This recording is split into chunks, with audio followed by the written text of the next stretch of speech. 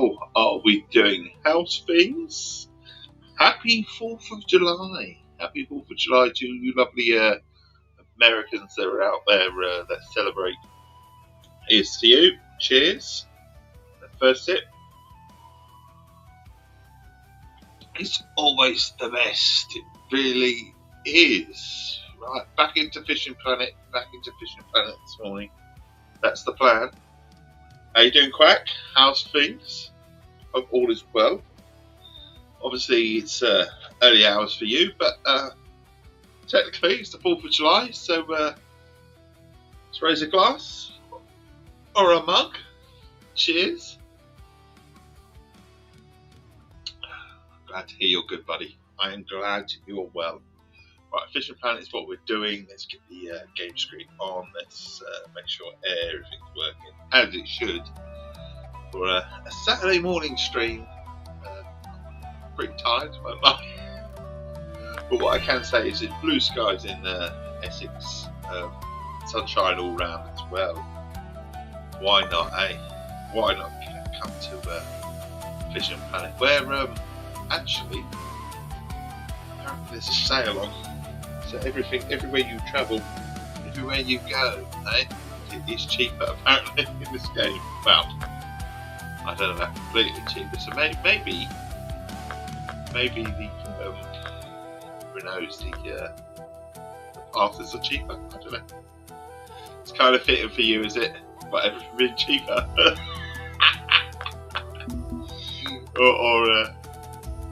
I'm just having a look just for a laugh. Obviously everything's cheaper in game, but I bet the game is cheaper. Not much cheaper for me. In fact, it's the same price as what it always is. I'm just going to have a look. Let's have a look. I might need a new rod. I wonder if the new rods are cheaper. I wonder if anything like that is cheaper. Let's have a look. See. In the shop then. Apparently things are cheaper. Apparently. We shall see. How's the family? The family are well, my friend. Well, they're well. They're asleep, but they're well. It's that time of morning, isn't it? For me. Telescopic rods. Teleflow. No, the Troy was the. We don't want a telescopic rod, do we? We want a match rod. Match rod. We go for another rod. I don't know why, but the rod that we bought the other day wasn't very good. The Club Series Mega Blast is kind of like a beast, but we're not allowed that one.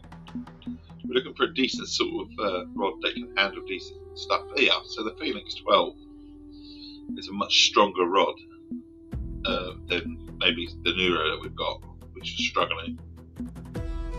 So maybe we'll go with the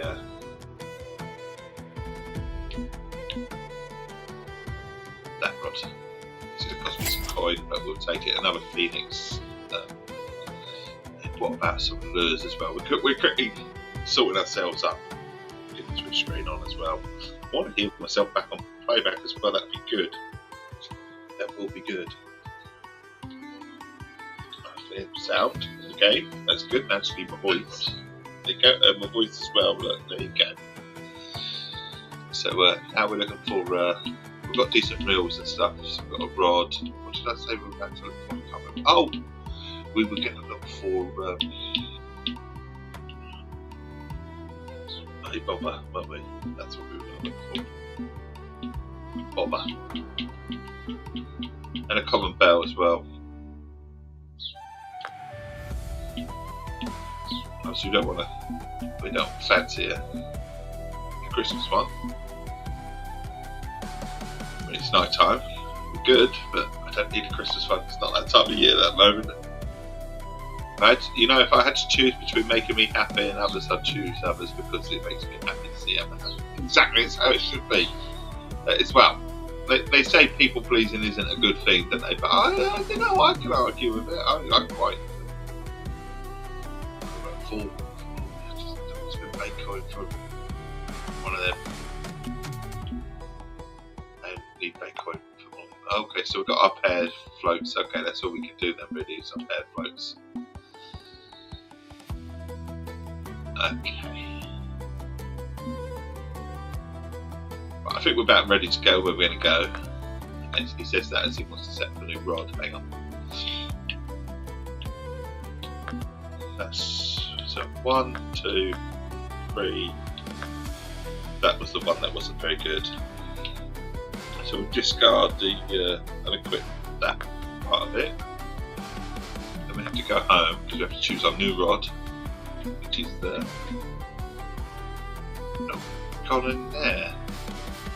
Okay, why is it not? Oh, hang on, maybe it has, isn't there? Choose that one, the old Phoenix. And then we need a reel. So we can come down here and choose a reel. I meant to do this last night actually, I meant to do this before we started the stream, but it's okay, we can sort it out, can't we? We've got the fleur as well. I don't necessarily want it to be a sea fishing one or anything like that. But we've got plenty of reels actually. It's a giant spin 9000 there. Maximum drag £94. Cool. But that wouldn't certainly struggle with it. But it might just be too much. Actually, this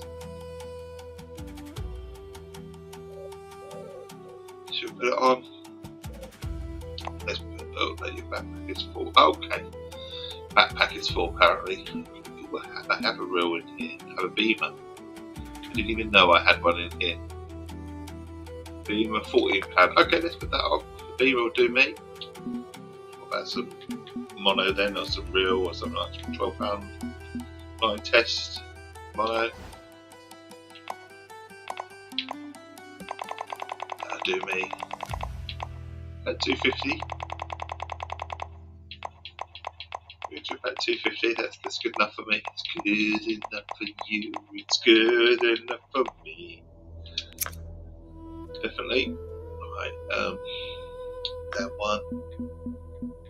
Obviously, you've got to put the hook on as well, but it depends where we're going really. But I'm going to put one of these on anyway because it's good for the type of sort of fishing that I generally do. Let's stick the one on. Although I should put a barbless on really. And let's go to the old bait, which I'm kind of fond of small minnows. They catch quite a decent amount of fish. What did I just say? We're kind of short on. I'm literally out of a sieve this morning. I've only just woke up. Hooks. That's what I said. We were short on. Right, let's have a look. See in the shop then.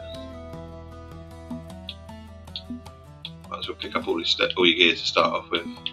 Rods, reels, lines and equipment, leaders, tools and football back hooks, terminal tackle, barbless hooks. There you go.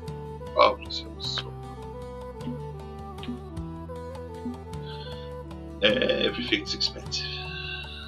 It shouldn't be. I mean, you do get a bonus for barbless hooks, to be fair.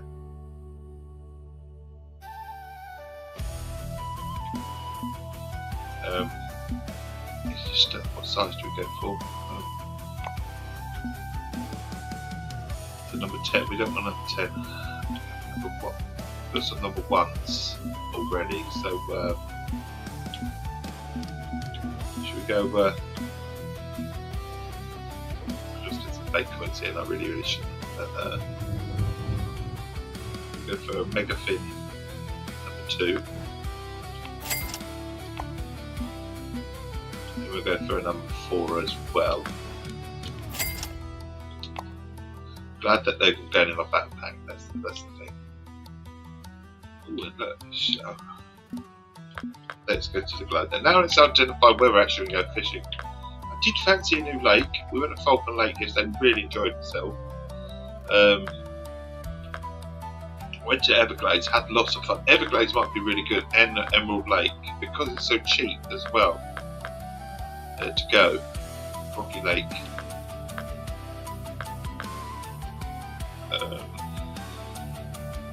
That would cost me a stupid amount of money. Oh, I see. They want you to go to America. What's 120 travel? What's that? Seems really, really cheap. And they made a boo-boo there with Disney Valley. Check on mine, just only level 3, so it wouldn't be cheap. I kind of feel like I wanted to go again, but because it's cheap travel in America, I think it makes sense with it. So where should we go? Everglades, River, North Carolina. Again, don't think I've been there yet, but it doesn't look the old Rocky Lake. Go to the Rocky Lake, it's only 1,000 to travel there. But I'm going to set myself up for Emerald Lake, I think. With the Glades.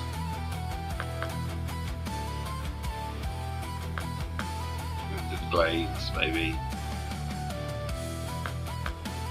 Why not do both though, I suppose, isn't it?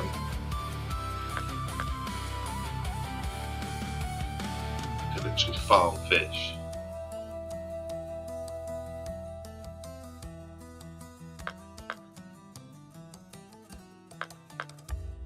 Farm fish, can we? Forecast is good for 2 parts of the day at the Glades, you see. Decisions, where do we go with the decisions?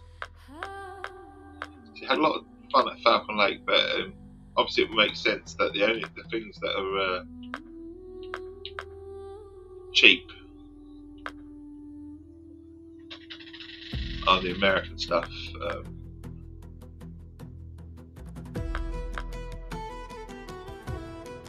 Almost headed to California. We'll go to California. I'm tempted to go to California.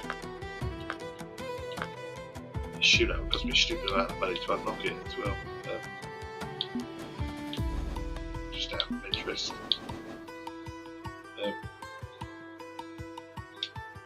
Let's click that just out of interest. What would be the basic license here?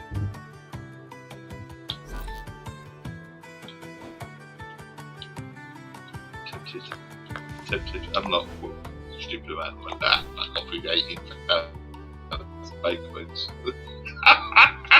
You must be joking.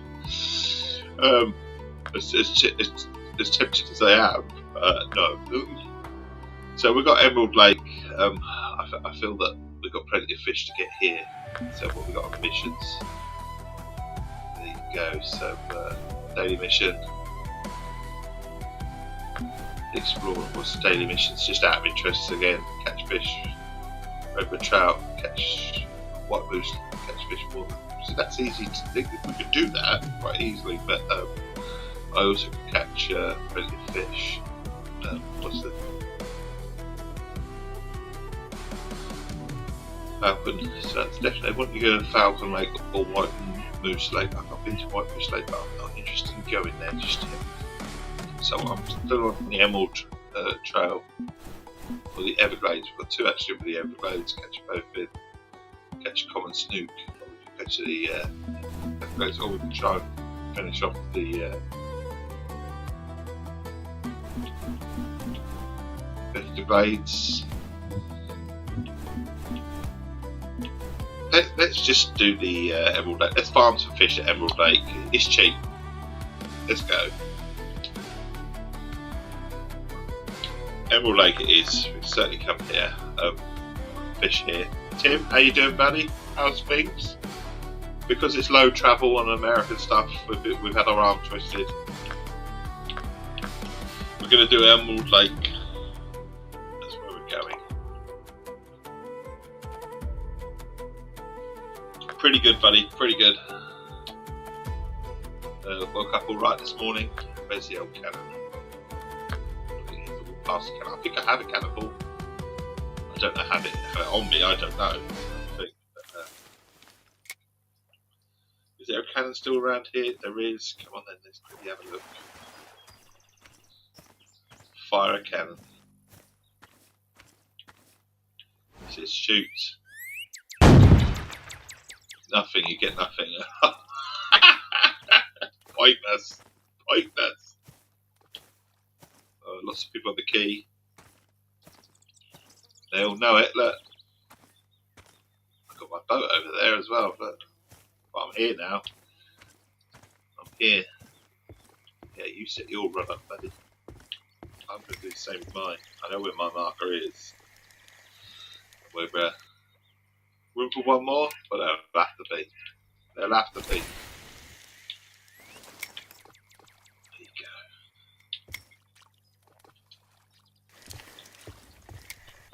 We're going to stick our fish. It is shine. It is just before we go fishing here, just double check what fish species the walleye is. I'm pretty much sure. Well, the suga is small minnows as well, but the walleye is small minnows. Everything's small minnows, isn't it? Yeah. We're going to just obviously drop our thing. We'll drop this one to about 35 inches, I think. Maybe we'll go to 40 actually. That's usually my sort of point. See how far this actually goes out. I haven't tried this rod out. I haven't seen how well we'll set it up or anything like that. Here we go, so we're chucking it out. That's pretty good. Quite happy with that, where that is. So we'll put that one in that one. Get the next rod out. Get my sport rod out. Chuck it out as well. We'll do this one at about 30 inches. Go about the same sort of distance. There you go. We'll put that in. That one. The thing is, we could have all three rods going at the same time. That would be interesting if I get the third one out. Why not? Get the third one out. This is the third phoenix. Oh, actually, got a third phoenix. We did. I don't know why I didn't put up a. Oh well. Yeah, phoenix will do me. Wrong bait though. Wrong depth as well. Hang on, we might go a little bit longer. 50 foot. We'll go 50 inches. Cryptic, how's things, my friend? How are you? Just setting up this morning. Getting ourselves ready.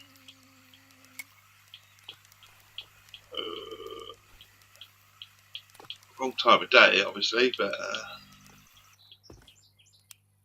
happy 4th of July to you lovely people that are out there. Really? Boat's just gone.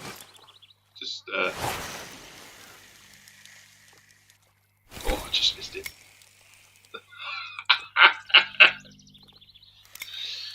How's things?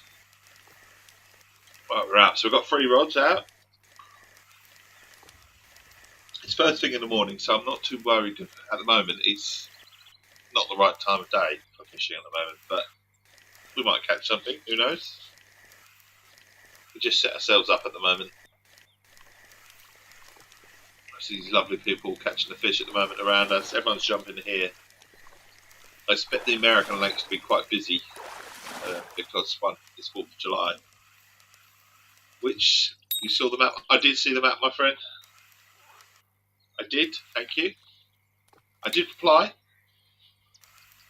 but I did see it and I'm very grateful. But I was twisted with my arm of where to go today because basically the American lakes, fucking hell, do you have to come and move in my way? Thank you, thank you. Move that way, thank you. See the back of his head. Yeah, so the American lakes are on offer. I was thinking, oh, there's a sale in the game, but it's only on American lakes and basically hardship trips to American lakes in this game are cheaper. So we thought we'd go here, give it a go. I'm back. I had a brain fart and passed out. Oh, fucking hell. Don't have a brain fart and pass out. Fucking hell. Why aren't you tired, buddy? You're tired. That time of day. He says, thanks, Cryptic. Says, thanks. I'm planning to stream later, the celebration of 250th. Awesome. What are you streaming, buddy? What's the plan? What is the plan, my friend?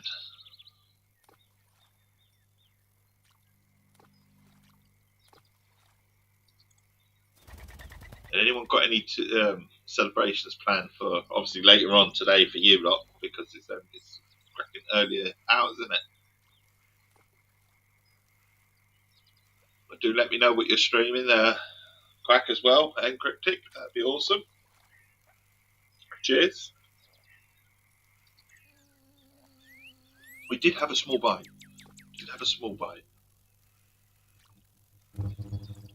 Very small one. What are you trying to catch? At the moment, walleye. So we're right out where the marker is in the middle and between the big tree. But it's also the wrong time of day. But actually, we are. If we can get a sugar as well while we're at it, that'll be brilliant to complete. Probably tanks and running a charity for a local catcher. Okay, awesome. Okay, right, we've got one fish on the hook. Any game that speaks American, eh? Is it American or is it actually English? Let's be honest. You lovely Americans stole our language. It's English. I'm only messing around. There you go, there's the first fish of the day. A walleye. It's not the right time of day, but we just thought we'd chuck out 3 rods. You know, we're catching walleye to start off with, and then we might just disappear into our boat, which is to the right hand side. It's quite a nice boat. Got to take that out for a spin as well. Around the lakes, we'll go looking for suga. If we can't find any, then we'll just come back in. See, it's always a good place, isn't it, for fish? You might play COD. Okay, cool. Play COD with all the other sweats. No. Very American. Well, yeah. Very American indeed. You caught a unique walleye white barbless. With a barbless narrow spoon.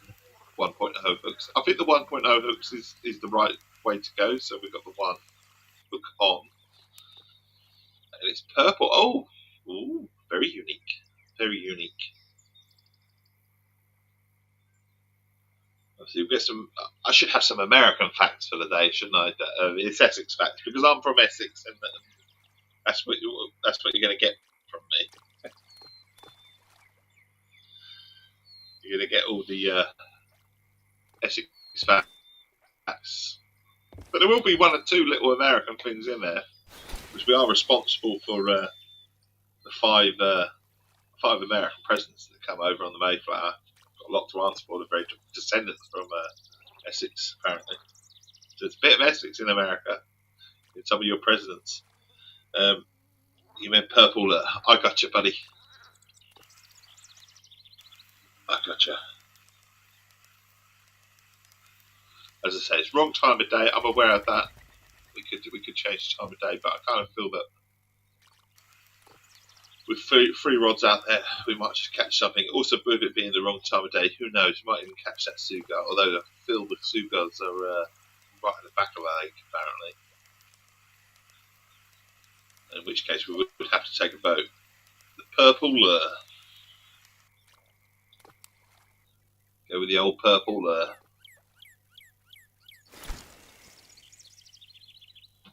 But we're quite happy to put our float fishing out. Camera adjust. There's our 3. All a bit close together, aren't they? Really.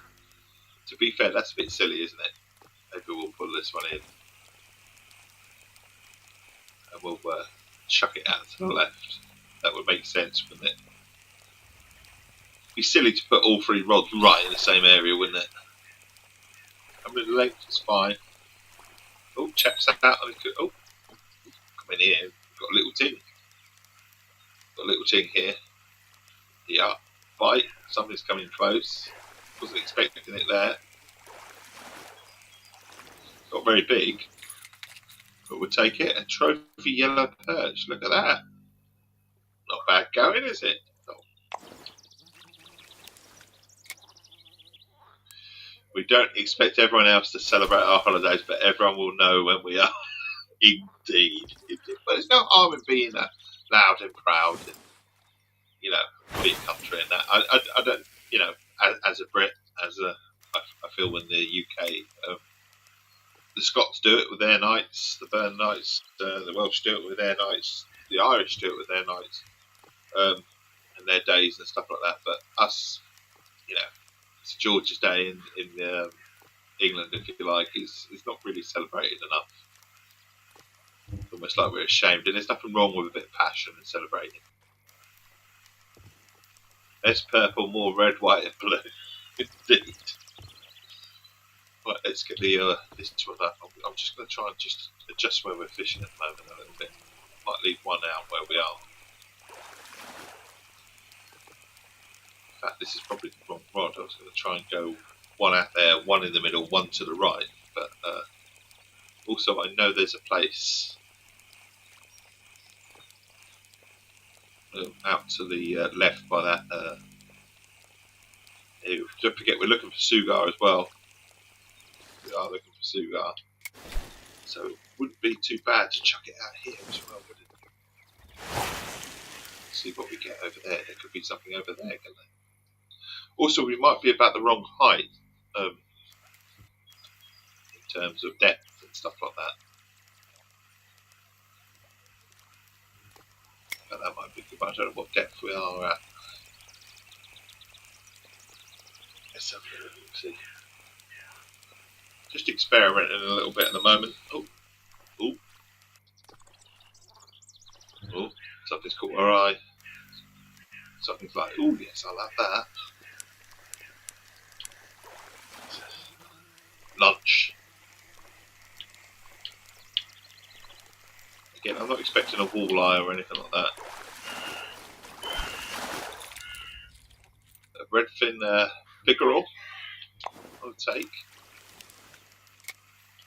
So what sort of length have we got on this? 29 inch. So that's not bad, is it? We'll chuck that out there. Oh, hang on. There's a rod. Our rod's going on the. Get that rod up. We've got one out here. Got one on the go. So we're ready to go. It's a cool 93 where you are. I live in PA now. I grew up as a military kid, so hard to really claim anywhere.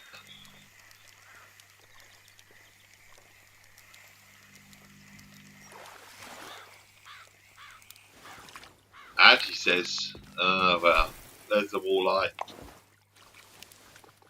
So we've got one at 28 inches, or 29 inches. What depth have we got here? 40. I feel 40 might be too much. I think let's go 40 might be too much. I think we go about 40.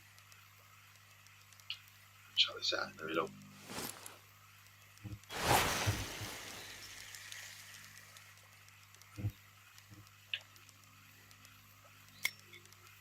We'll switch it for number 2.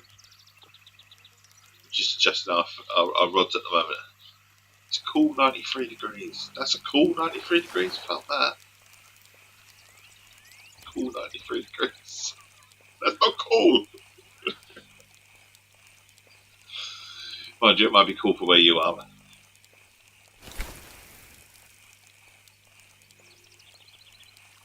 So we're reeling this in slowly. Just in case a little fish goes, oh, I'll have a little nibble. Oh, hang on, we've got one on this. Just spotted it. It's a dry heat. Yeah. We're in heat wave. Oh yeah.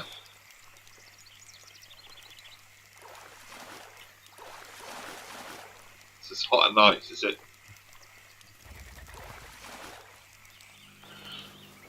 What we got? Another walleye. I'll take walleye all day. Oh my god. Oh, hang on. Quick. I wasn't expecting one out here that was pulling that in. It was quite sizable as well. It's having to go at the wrong rod. Got up to 106. A bit warm. Challenge complete. Xander achieved. A certain number of Xander. Okay. I didn't even know that challenge was there, but we'll take it. I'm going to whack this out here. Too fast for you. How you doing, buddy? You're reeling in. How's things? Chuck this out here. Put that in that. Get our other rod out, which was 3, I think it was, wasn't it? The old Phoenix. And we were adjusting the length to what we were to 40. And then we'll whack this right out in the middle. Ish. Middle-ish.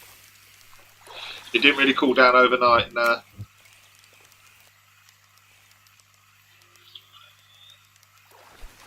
Well, perfect weather for 4th of July weekend then, is it not?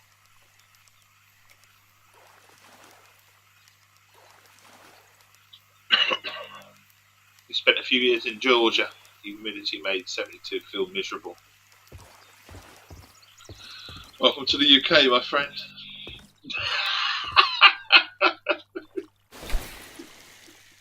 Welcome to the UK.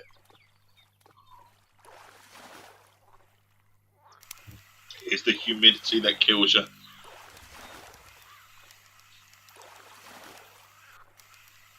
And you can't get away from it in the UK. Spent 3 years to leave. Exactly, then you'll know, won't you, buddy? Our house is fucking designed to trap that heat. And don't let it back out. Actually, it's quite nice in here this morning. We are 21 C's in this room, so it's nice to get it down that low, actually. What's been like the last few weeks. We're having a good period, but they're expecting it to warm up again today.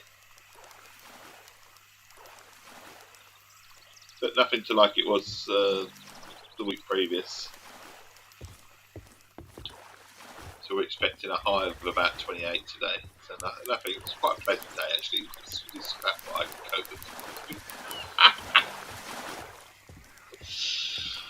The trouble is, it's the evenings that get you. It's not so much during the day.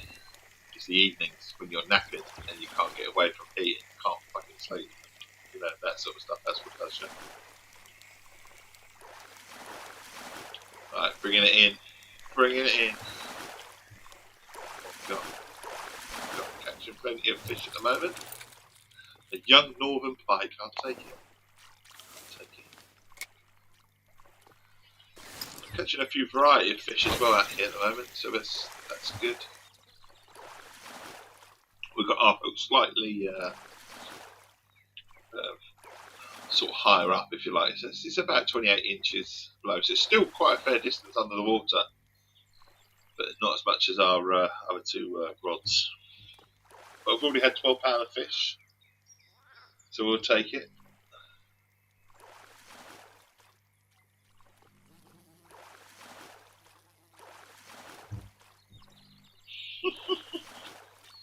They said they were in a drought when I was here. Hey, how? The grass is only keeping the island afloat. Well, this is it. I love it when they declare trouts and that and stuff like that. I mean, we just had last week. We had a warning after having the wettest June. Well, one of the wettest on records, because it literally the first week of June it just pissed it down.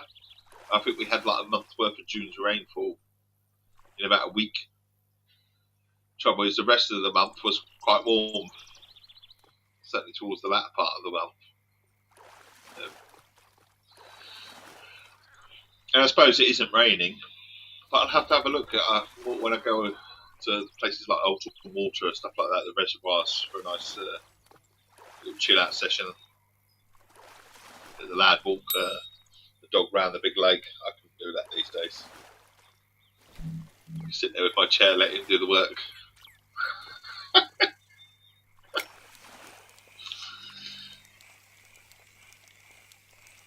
It's like about 8-mile walk around the lake.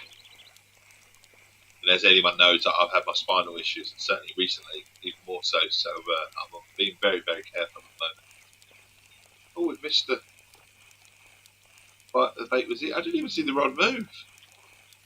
Oh, it's this one, is it?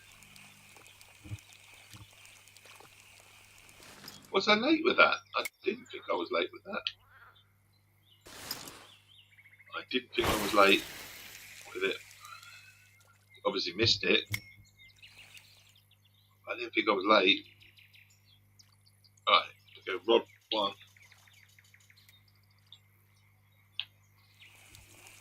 We'll just fishing. Let this rod in slowly, just in case there is something on the end of this. And who knows? Something like that. Have a little go at it. Imaginary, I thought I heard a ting then. I don't know if I did. Oklahoma's probably so unpredictable because we had snow during summer once, and then the next 4 tornadoes, then the record high for our state. And I was trying to out what's going on. I was so excited when I got orders to the UK because it was my first test. I thought they got more snow. I was wrong. Depends where you are.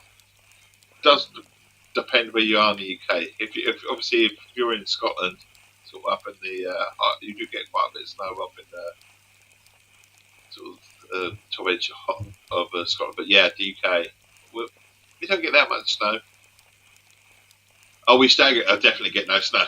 I was going to say I live in Essex, East Anglia, and yeah, no, it's the corner of the country where there is pretty much no snow. You get maybe a dusting, and the closer you are to the coast as well, there's not a chance, is there?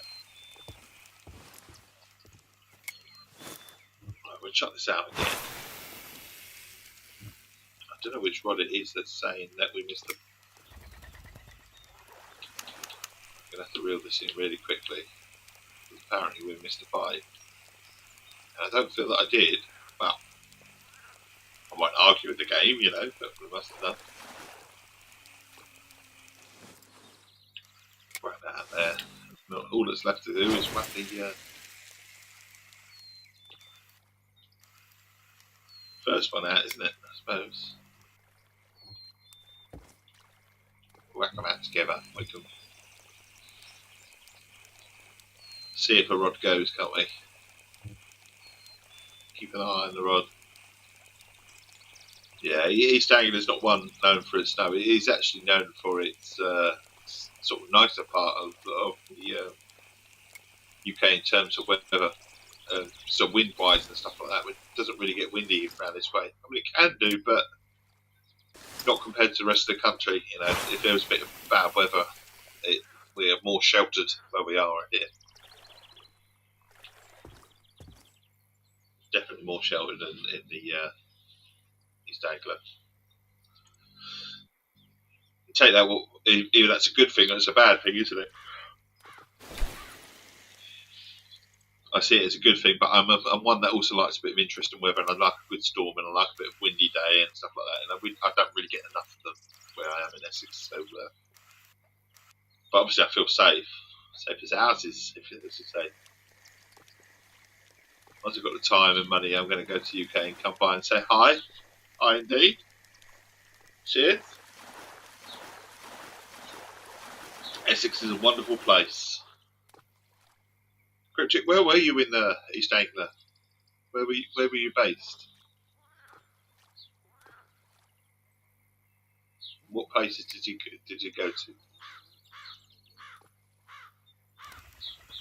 I know you've told me, but I have forgotten.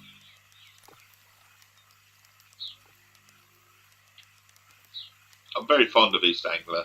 Obviously, it's kind of local to me. I say local. Still fair distance depending on where you go. So if you're up towards the top, like Cromer, and it's still a good 2 hours drive. But absolutely stunning around that way. Cromer, Sandringham, really beautiful place. Lovely beaches.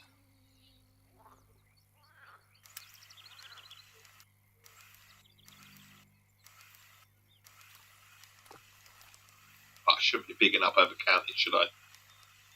When it comes to Essex.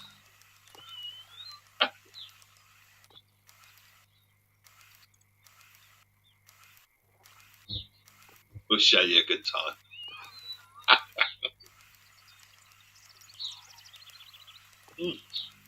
Rod.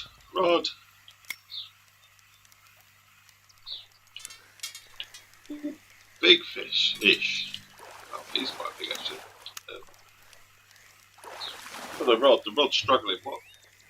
98% as well. It's the rod is simply struggling.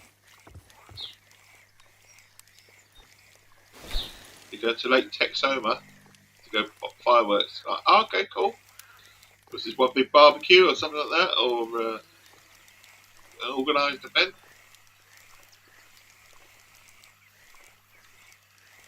Keep an eye on the other two rods as well while we're at it.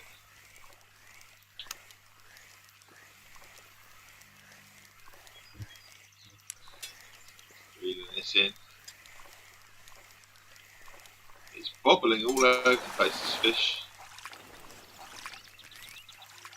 They are £4.7. A trophy walleye, I'll take that. Take that to the bank, eh?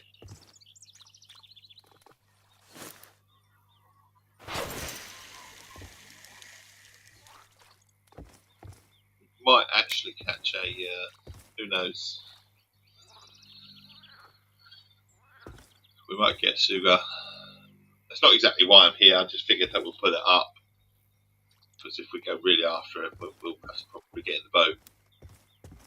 I'm quite happy fishing from the quay at the moment.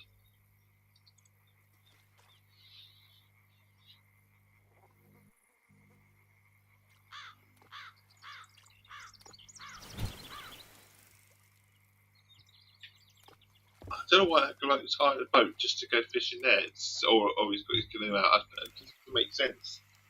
Just there, what's the point? Although he's probably thinking, oh, they're catching shitloads of fish. I might have a go at this. Trouble is, I look at these chaps that are here right this second. They could be fishing at the right time of day. I know I'm not. That's the thing. I know I'm not fishing at the right time of day at the moment. I just do want to fast forward, you know. So I take my time.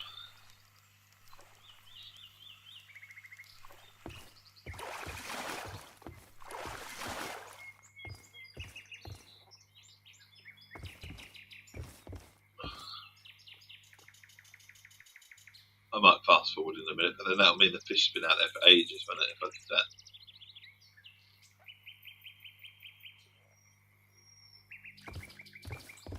do that. Hey, look, cheers, buddy. Thanks for showing me. Awesome stuff. He's caught a fish. He's excited about it.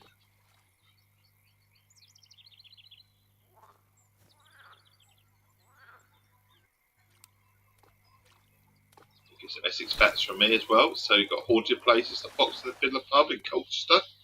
Said to be haunted by a young chambermaid called Sarah. Apparently Sarah is a fun-loving ghost who is known to play pranks on the pub's members of staff as well as the guests. Yes, she likes to move things around and touch people and that sort of thing. Just all in good fun, apparently, for a ghost. With food pranks on the members, the staff as well, guests. But according to a legend, Matthew Hopkins, otherwise known as the Witchfinder General, is actually responsible for Sarah's death. So although she was sort of drowned or executed for being a so-called witch by Mr. Hopkins, twat of a bloke, evil man.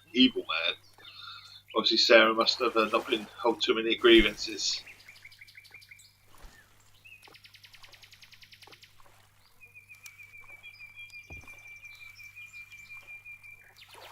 Usually someone, you hear about ghosts, they've been quite disgruntled, don't they, usually?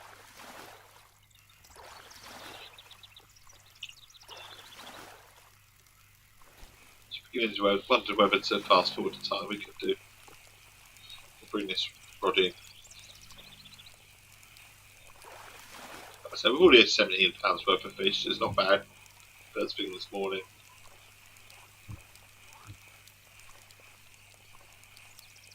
Kind of expected this lake to be quite busy actually, to be fair.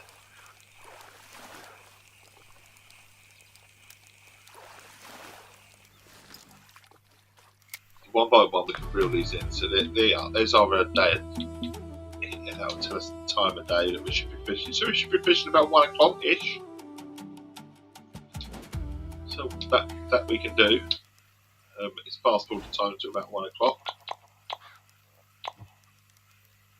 But if we go to 12, then we might just get the start of the fish or 1. 12 or 1. Go to 1, can we? Sort of the height of the fishing. Trouble is now we're going to have to move our rods, aren't we? So we've chucked this rod out here. Oh, I was going to say as far as it goes, but it's not going to go very far. It'll do, it'll do. And if we pick up our other rods one by one. But in theory, it's been in the water a long time now, hasn't it? So,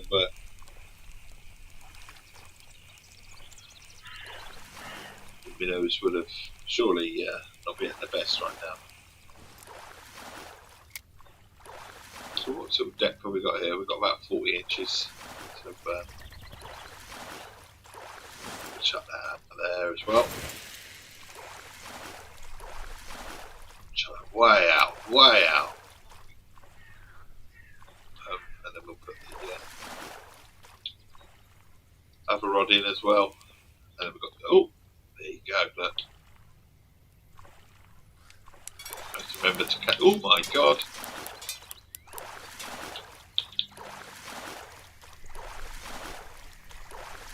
It's a brand new rod as well, it shouldn't be struggling.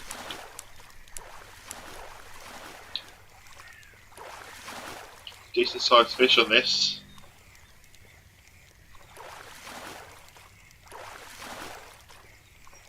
Decent.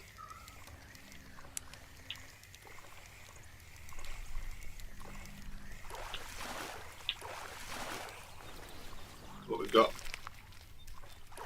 All right. Oh, there we go. There we go. Oh, too late. Too late. Too late. Oh dear. And now they're all going at the same time here. Look.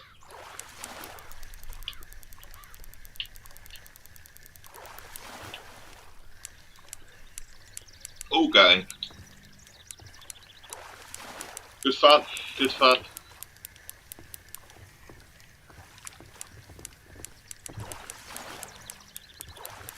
You know what? Quite a good battle as well with this one. Let's give it some pull.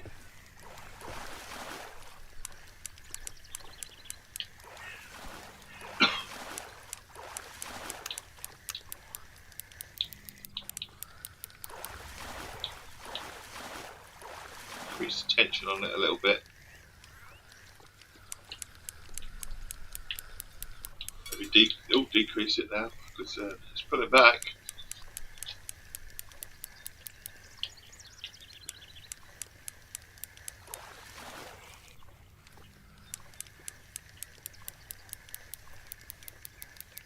Oh, look, it's taking a line.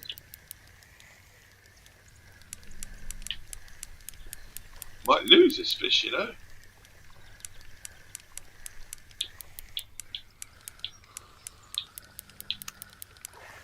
We'll then try and reel it in a bit quicker now.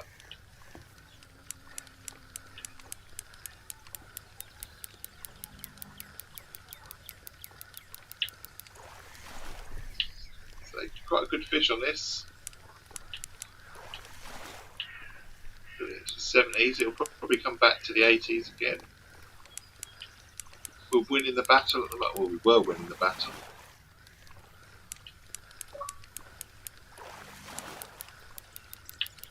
Taking some line again.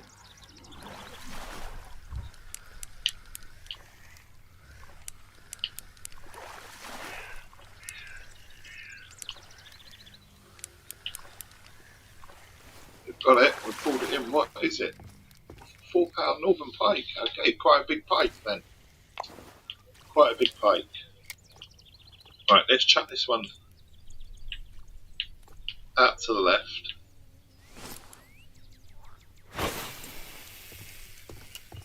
There we go. Let's put that in rod 1. This one needs to come in because it's got no bait on. So it really shouldn't catch anything.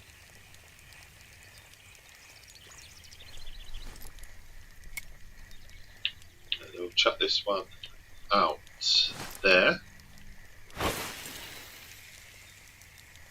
Nice peaceful fishing trip, and then we've got our Phoenix free. We won't put that out there. We're going to pick up our Phoenix free. Pick up our Phoenix free.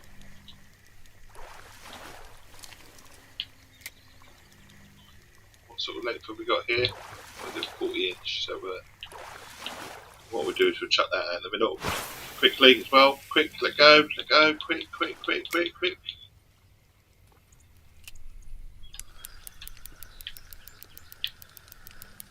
Oh my god, we've got some powerful fish in here at the moment. Having a good old bite, haven't they? Rod's all bent over.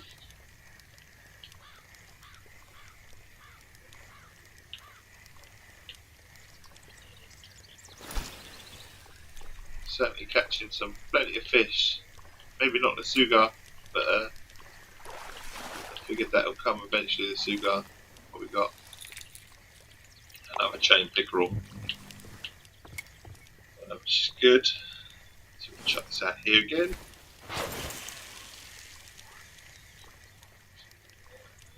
We'll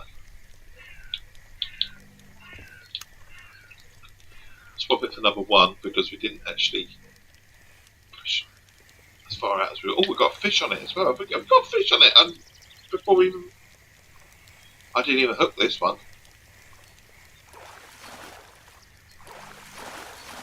I wonder why it's said that you can sometimes miss a bite. I didn't even get that. I didn't get a notification or anything, any indication that there was anything on the end of that. Only until I picked it up. Either that or it was just literally straight away. I don't know. I mean, that could happen as well. Oh, we got a bite. Definitely got a bite. We've just literally just chucked this one out. We've got something developing. We've got the ting. Ting, ting, ting. And away we go. What we got? Actually, we're going to have to adjust that because Rob wasn't too happy with me, not on the levels anyway. We're really winning the battle with this particular one.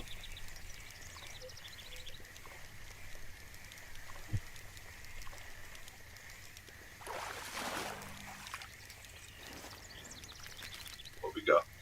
Trophy walleye again. Nice.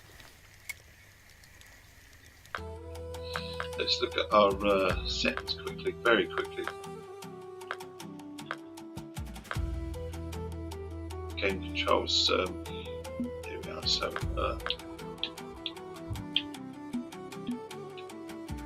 we go with the pros. That gives us an idea. Choose previous gameplay settings.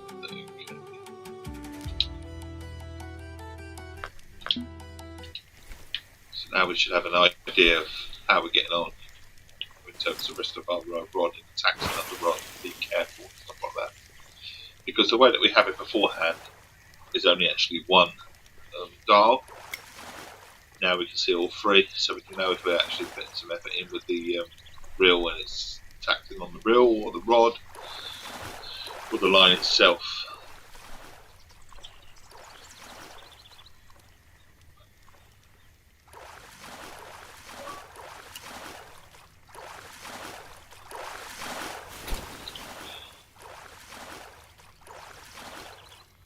Now we need a bite.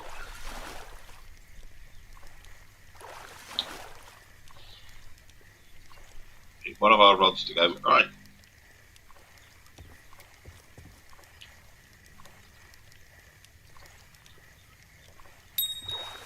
Bite on this one, anyway.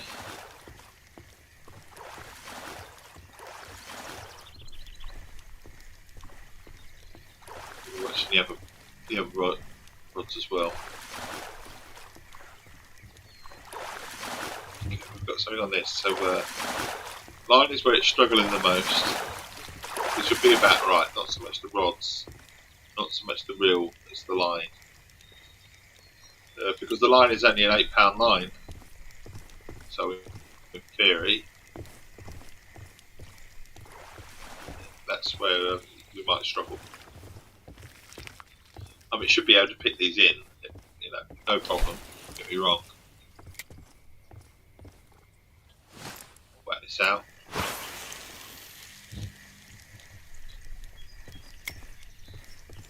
£33 worth of fish this morning. Happy with that. Only been fishing an hour, so not even that.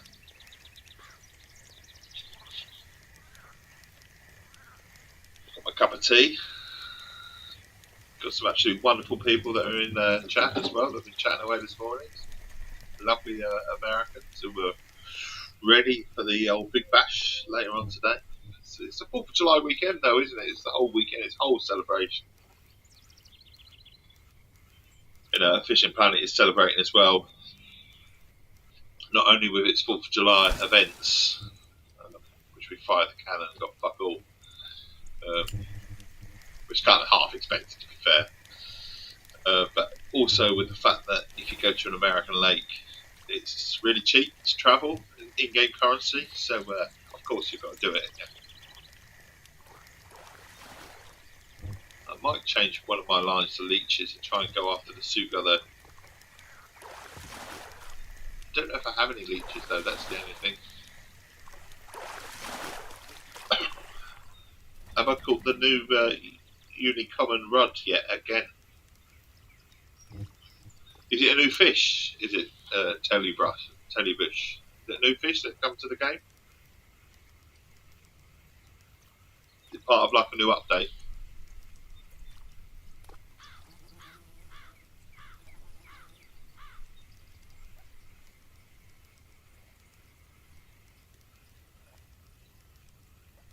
Just new stat location.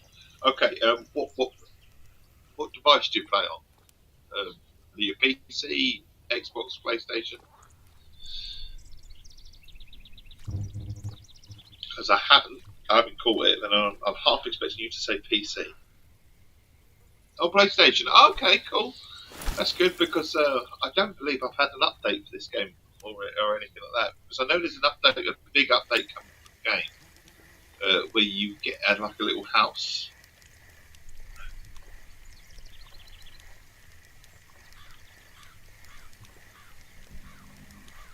I'll hold myself back in a minute. You let me know when that ad's finished, and I'll talk.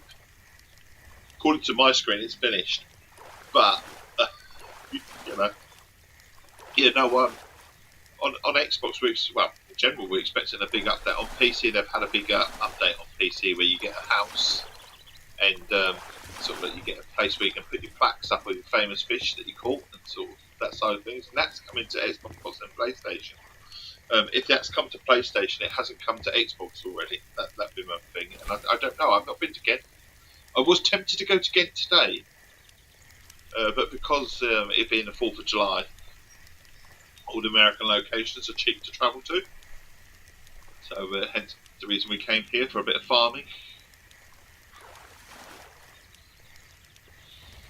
Also to try and catch the elusive Suga, which I cannot fucking get here. Apparently it's at the right at the back of the... Oh, you got a new update on the PlayStation. Yeah, we've not had one on Xbox.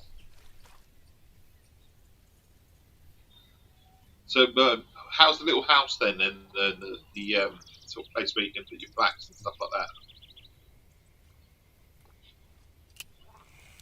I'm intrigued to have a little look at that, just for a laugh, see what it's like. But yeah, I've heard there's some new fish. There's new fish in Lone Star Lake as well, isn't there? From what I hear, and you can take your boat out on there as well. Apparently, you're welcome to take your boat, take a canoe out. Apparently, but we've not had that on the Xbox yet, so I'm a little bit behind you then. Have you been to that particular lake again? What level are you playing at? Just out of interest.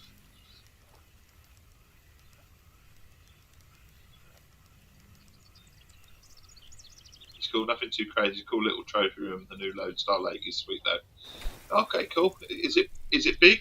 Is it bigger? Can you get a little canoe boat on it or whatever? A little.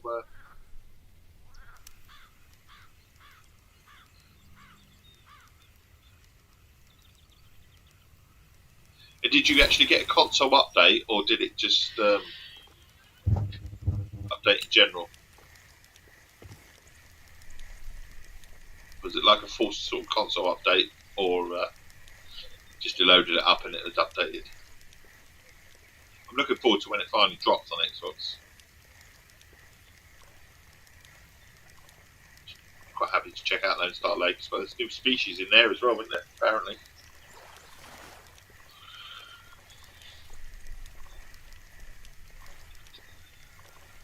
The only thing I heard is that some people's stuff has been crashing quite a bit. That's the only thing.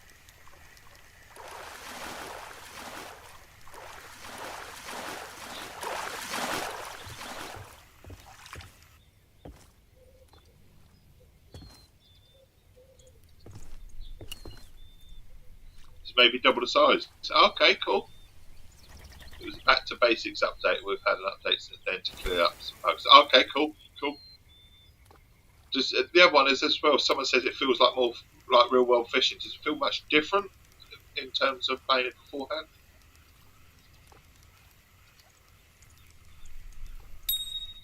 I've got a team.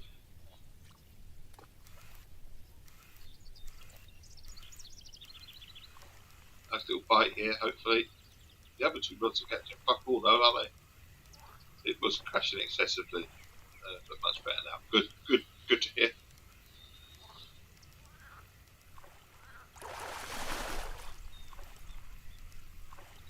So maybe when we get the update finally on Xbox, maybe we'll get the update, if you know what I mean. I don't know. Or maybe they'll give us some other crashes to start off with. I don't know. I don't know how these things work. You'd think that we get the one that is too bad. Excuse me.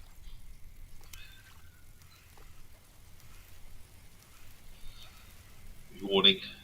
I had a bite, but it's gone quiet. Still cool, but cheers, bud. Cheers.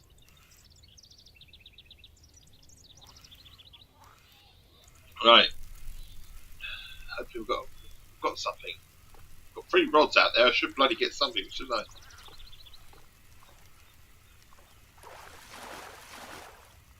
I mean, all it's got to cover is the 1,200 coin that had to come here, which I would have done. Excuse me. Yawning away.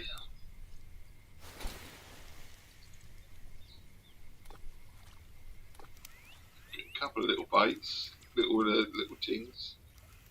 I'm watching the other 2 rods as well in the hope that one of them does. I kind of want one of them to go actually, but I wasn't thinking don't go.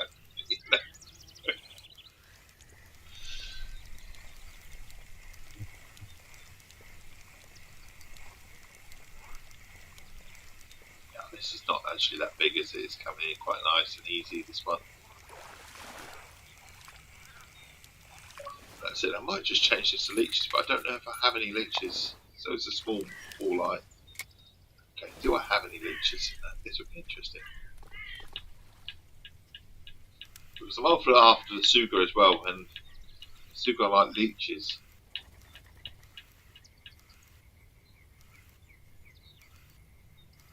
No, we don't have any leeches. I wonder if the shop on here, I know it's a little bit more expensive, but I wonder if they have leeches. Nah, of course they don't. Bog standard shit. Okay.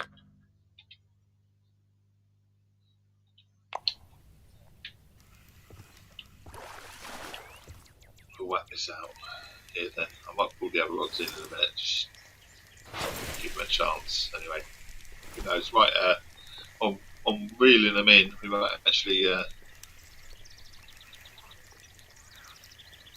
catch something.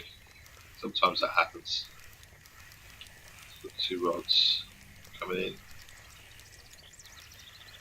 It might. Oh, yeah, there you go. Right, straight away. I'll take that.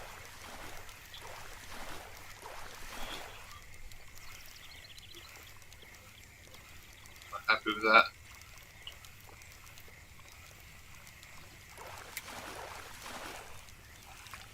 Getting quickly as well, we might actually get the edge. Might actually get this one. Go on, go on, quickly put it down. Thank you. Oh, so we got this one that's having a bit of a go on the old reel as well. I think that might be because it's half damaged, the rod.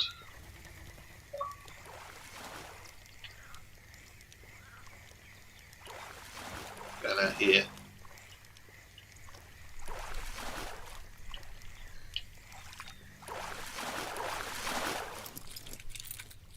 Go chain picker as well. So what we'll do is we'll chuck this out here as well. So we're trying to get the Sugar is what we're after. I mean, I'll take anything, to be fair.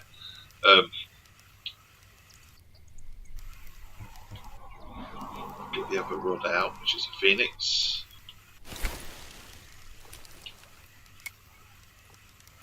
Chuck our Phoenix out in the middle. Then we'll put it down for rod number 2. And we'll put this one in as well while we're at it.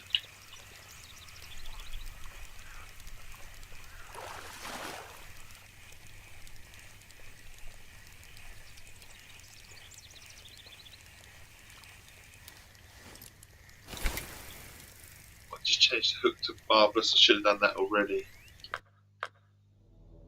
Just realised I hadn't done that. Hook to barbless. Oh, did I not have barbless ones? Okay, maybe I didn't. Okay, maybe we won't change it then. I thought I bought barbless ones, but obviously I didn't bought barbless 2s. Having said that, we could put a 2 on here. It wouldn't. I don't see why I'll go to catch a 1. We can try 2. We'll try an experiment and put a 2 on here, can we?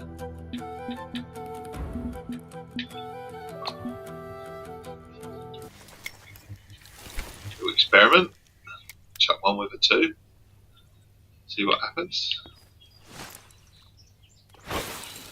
We won't catch anything, but chuck it out there, can't we? Who knows? Might be the way to go, it might be a pleasant mistake. I tried things, didn't you? Got to try switching them up a little bit now and again.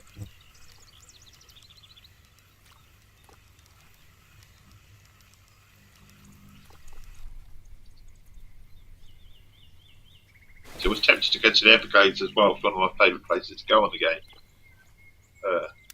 But there's always this, where you can actually just get given opportunity to go for fish. If you cast out in the right location, you get plenty of walleye. But we haven't actually had loads of walleye this morning. We've had a bit of everything. Just no sugars, which is kind of want a sugar, but I suppose they're like their minnows. But they like their leeches apparently.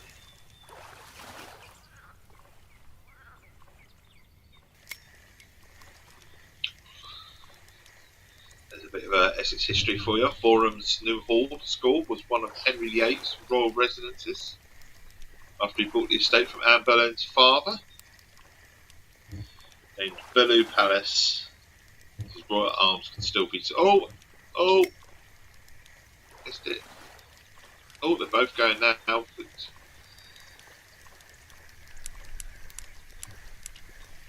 suppose that's what we kind of want, all rods to be in action at the same time. But maybe... This is quite a fish, actually.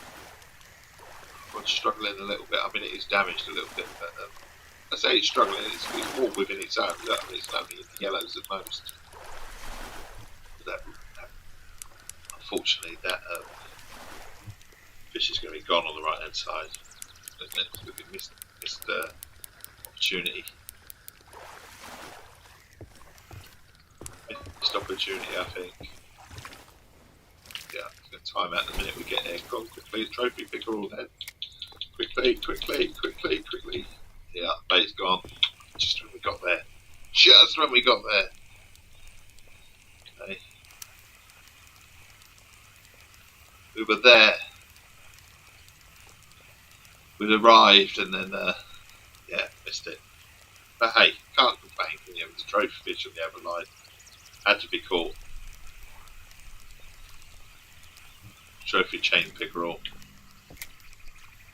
Chuck this out here.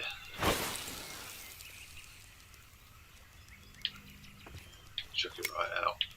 I'll put it in number 2, and then we'll pick up our sport rod.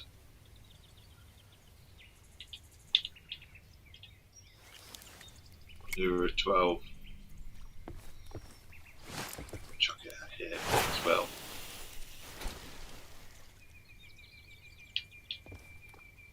Can't complain, yeah. Not really. There we go. 1, 2, we've seen it. Nice and early. It was at home. In. Hooked in. So, again, it's fairly sizable. It's quite easy work for the rod itself and the reel. But the line, 2.3. There you go, level 25. I'll take that. So new rods available to us. Some more fluoro as well. Anything else? Offset hook, a new slider line, some sinkers. Freeway rig, hey, just in case you wanted to go bottom feeding and casting out and see. The dig alley. I'm quite happy with that.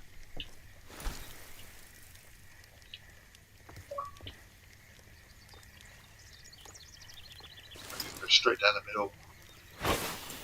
So we're going to go straight down the middle, but not very far. Who knows though? We come up a bit short, but might catch something, who knows. £45 worth of fish. Quite happy with that this morning. Doing a decent job. Certainly earned my coin. That's for sure already. To level 25 as well.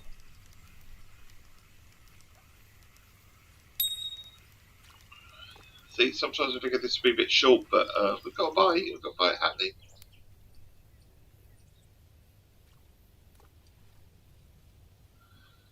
We've got cross lines, never a good thing.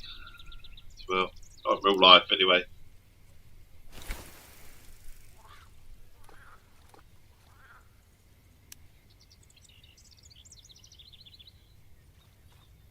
Have we got anyone that's slightly interested in this? Right.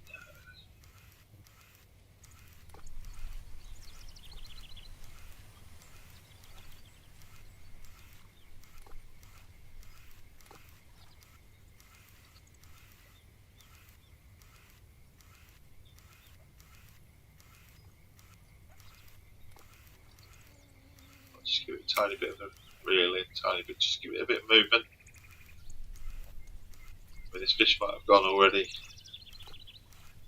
I haven't actually paid attention to which one's my number 2 hook. I've got one with an experiment on number 2. It's not this one. I should really have done it on the spool, shouldn't I? Then I would have known. We were 2 of the same rod.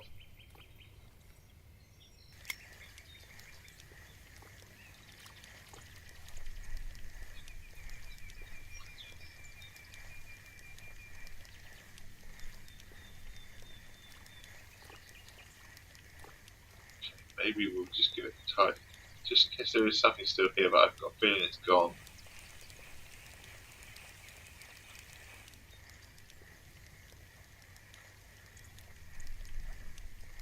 Too long, hasn't it? Just reel it in gently, just in case.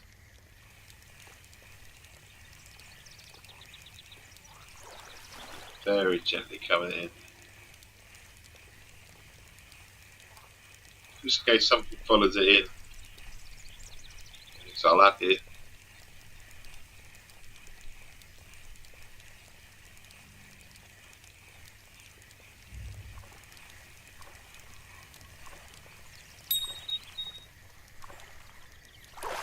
yarn. Going to show you, there's one interested at 39, not very far out. Isn't interested in it enough to grab it. It is. Something's followed it in. What was it that followed it in? Oh, walleye, £3 as well. 3.3. I wasn't expecting it to be that big.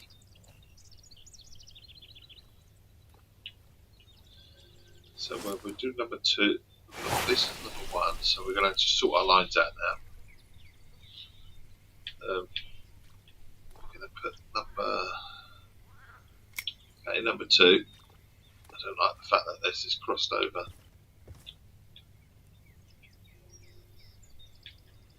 Yeah, so might just pull this one in as well. Do the same. Put it in. You see something follows it in. Catches a little fish swimming along. Decides to launch. You never know.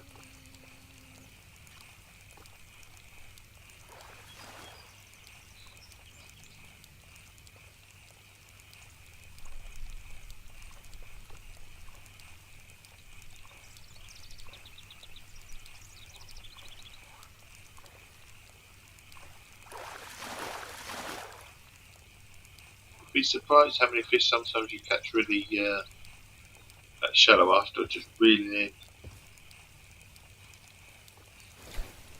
Someone follows it in.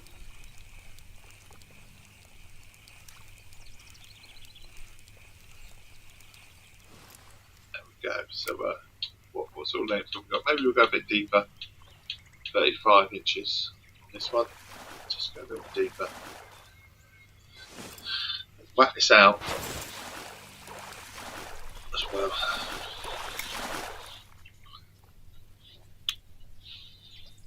See, and it'll be the middle.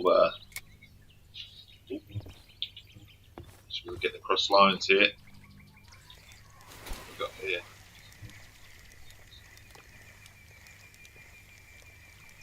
This should take us over the £50 mark.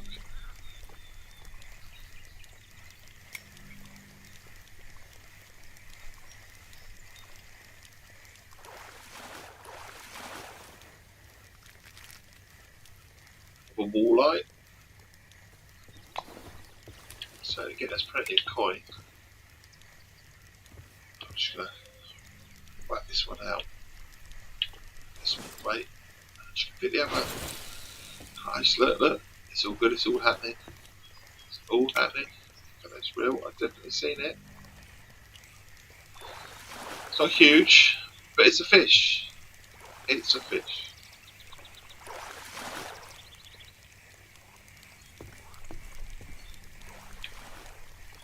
It all counts.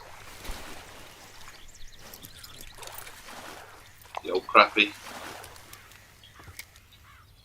So like I say, we'll whack this out this side.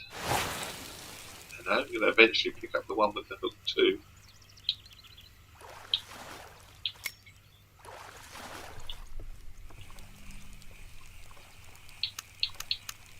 Just let that run in. We'll try a barbless hook too. Looking like a wasted experiment at the moment. I don't think I've caught a fish on it.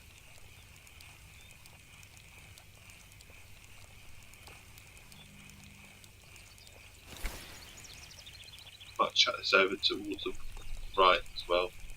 To the left, sorry. Just pulling it in slowly just to see if anything follows it in. So we've had a little nibble, a little bite. Somebody's decided, ooh, I love you.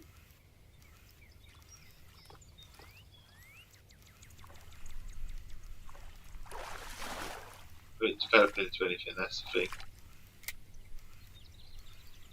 A little nibble. I've got to take this rod anyway. If I talk too far away from the fish, it's gone. I have, haven't I? Yes, I can see it.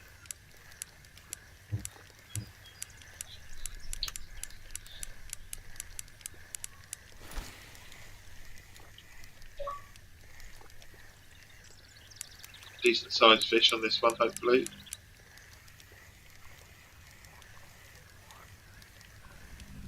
Just enjoying a nice fish this morning.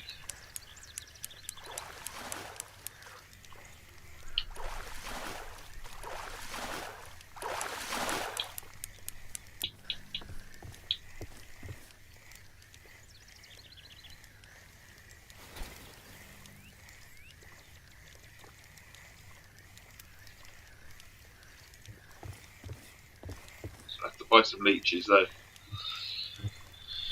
Having said that, I might not have leeches unlocked. I don't know. I don't know what. I don't have any, so that might be the reason why I don't have any. What have we got? Another walleye, £3. 20-inch. I'm just going to whack this out quickly if I can. That hook's gone. Has it got that meat? It's really going.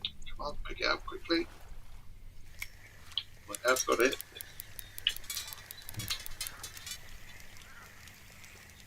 Definitely got it.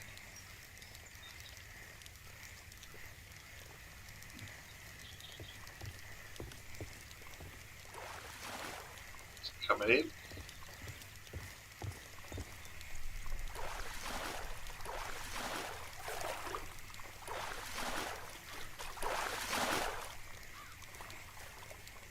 It's plenty of fish this morning. Come on, quickly, quickly, quickly, quickly, get it in, quickly, quickly. Come on, pick it up, quickly, quickly. Sometimes it's not quick enough sometimes. Come on, yes, yes. It was sizable too. Certainly feels it.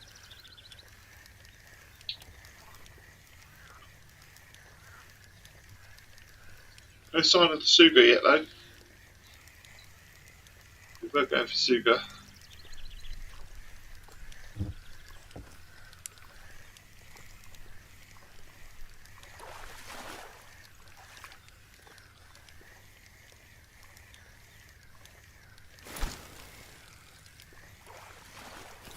Doing some leisurely fishing.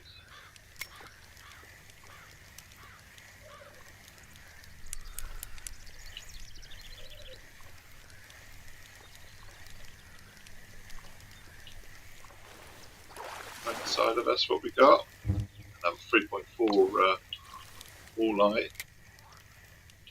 So what I might do is I'm just going to try something slightly different. Chuck this over way over there. Then we're going to pick up the one that's in rod 1 and definitely reel this in because it's only there. Again, we're going to sort of go slightly towards the left. There, really far out that one. And then pull out my upper rod, just the old other Phoenix. And we'll just fish in between. We've got a bite as well on number 1, so hopefully we've got enough time to pick that up as well. So we're in play. We're in play on all 3 rods.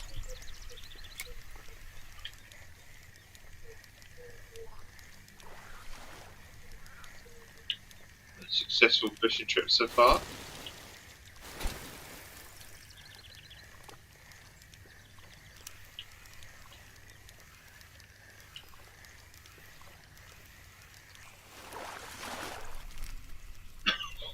Another walleye. Sort of trying to target some of the more elusive fish, so we're going towards the this side of the lake in the hope that there just might be the right fish here. We're after the Suga. I mean, we'll take anything. That's the thing, we'll take anything. We've got our position right out in the middle where we're catching fun. But we will take anything at this stage.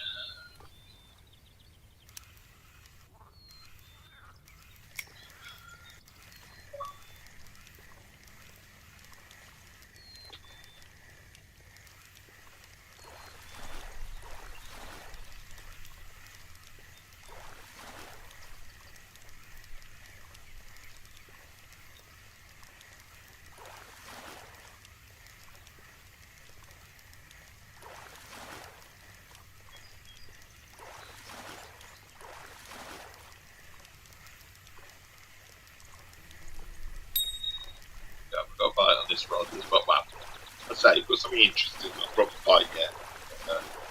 Something's interesting. Yeah, let's have a little nibble. Took it though, definitely took it. Not very huge. Could get me excited because it could be a Suga. We're after one of them.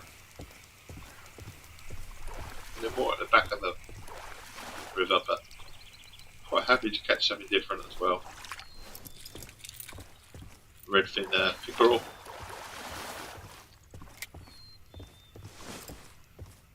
Whack this out as well because we've got one on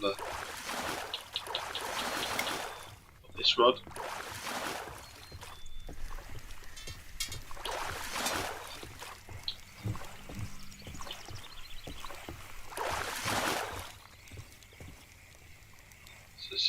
Just shy of £65 worth of fish. This will bring it. Oh, we've got another bite as well straight away.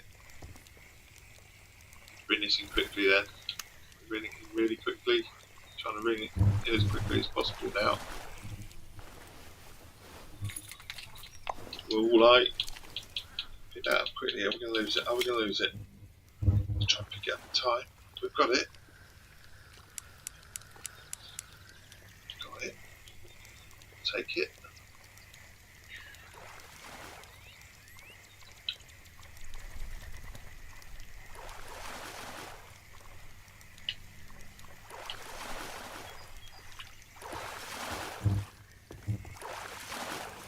Something fairly sizable lurking away. Yeah, chain pickerel.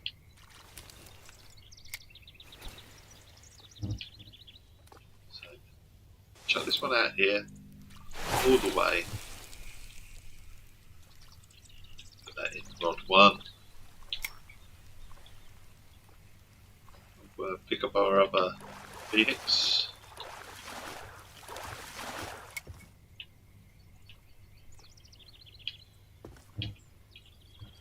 Just go straight out. Round about the marker area, which we've done.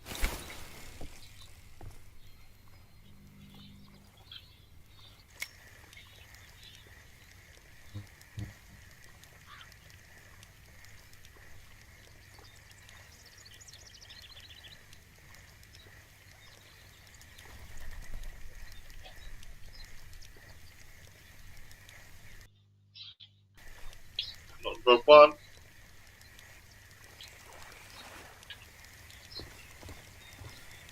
What we got? What we got?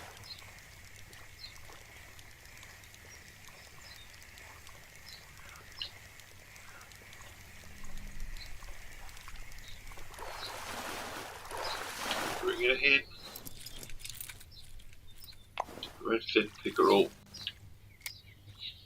I'm just wondering if it's now's about the right time to take the boat out. Maybe we'll have a little look see at the boat. Might as well take it out, eh? Give it a try. Pull round the back. Could be pointless.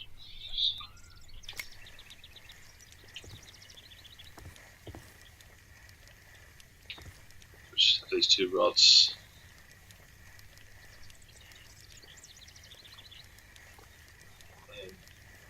Should we get that rod? It's the second one, and we'll reel it in gently. Nice and slow.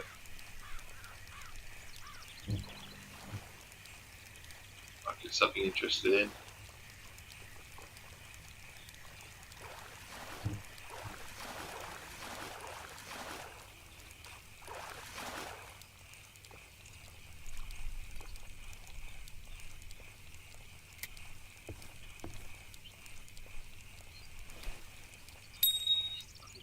Oh, so we'll stop here. Something might take this, something might be half interested. Bobbling away.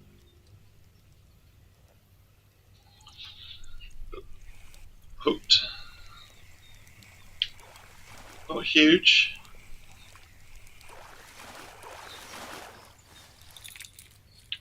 Yellow perch. I'll take that. Oh, we've got the last rod as well, which we'll bite on as well, and then we're going to take the boat out. I'm going to try and take the boat out. Hopefully this will put us over 70 pounds worth of fish.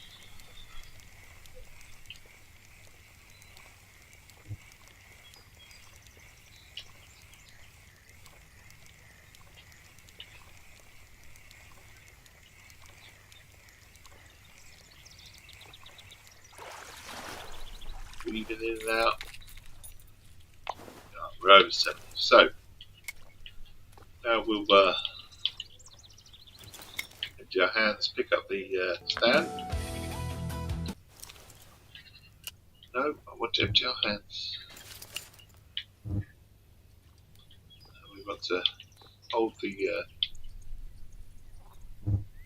hold to take in your hands. We're going on a boat. That's what we're doing.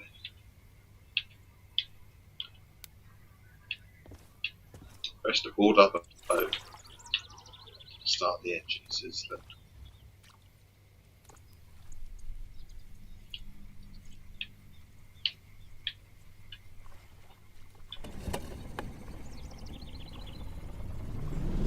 taking off the boat. Switch on your crystal. Didn't know I had that.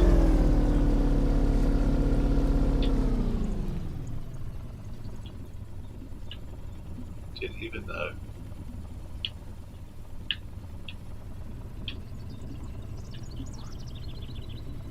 Got a bit of deep water over here, apparently.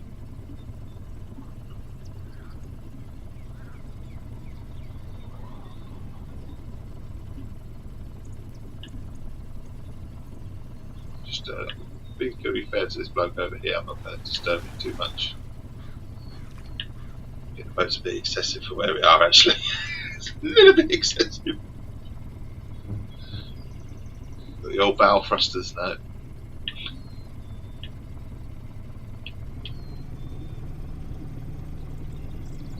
Give it a little turn around. Just give it a little to go over. Drop the anchor around about here. I have to drop the anchor. There you are, with white, and then we can. Is it A? You start fishing? Yeah. Get up here, fish. Get the old rod out.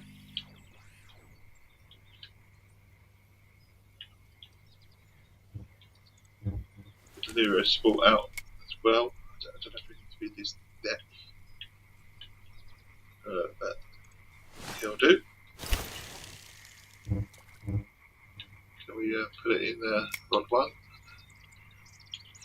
Really, the rod 1, wrong one, really, isn't it? Actually, let's put this back up.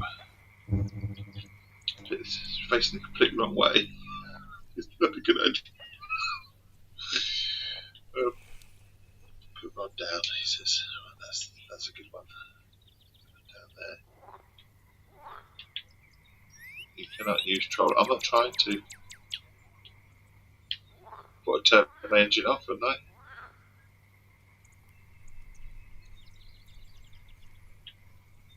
It's just told me off. So we've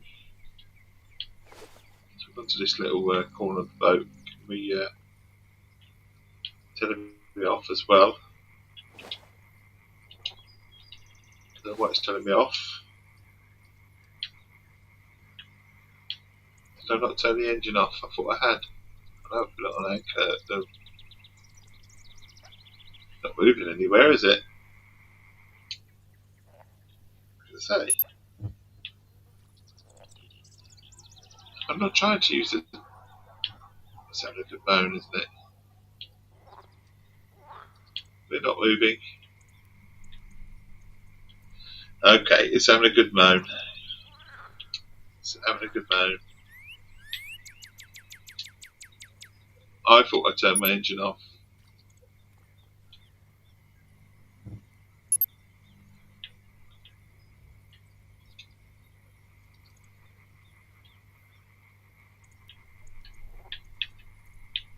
My engine is off. I don't know what it's moaning about.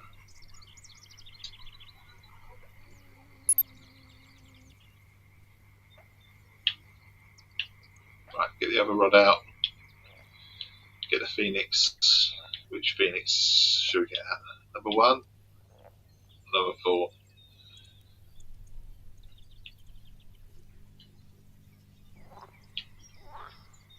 Why can't I get my rod out?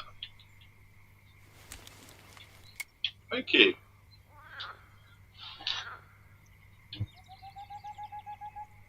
Marvellous. I don't know if I want that one actually. Number 3. Just trying to go to the back of the lake to see if we can catch anything.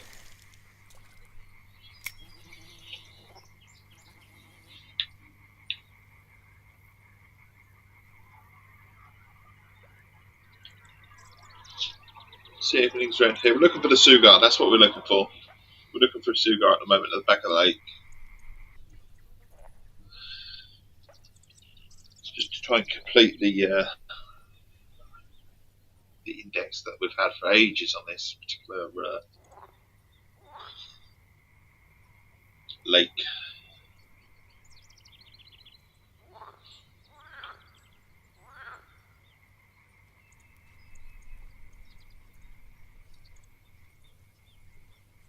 So we took the boat out at the back of the lake. I feel like we're a bit excessive in our choice of boat, actually. Just a little bit excessive. I mean, it could have been worse because we took the other boat out. Christ.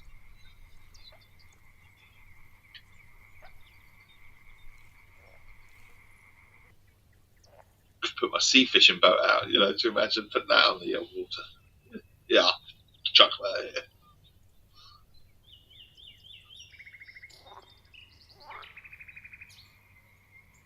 I mean, the sounds are fantastic. Would like a bite though.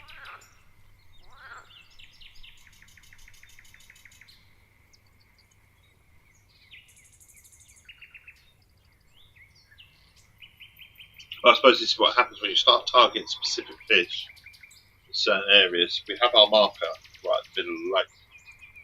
We know we're going to get plenty of walleye over there. We know to the left of that marker, where those trees are on the far right, and now if we cast out about there, we're going to get plenty of fish.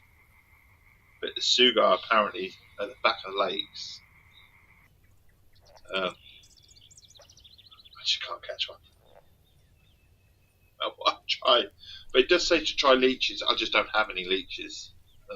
Whether I haven't got any unlocked or I just haven't bought any, I don't know.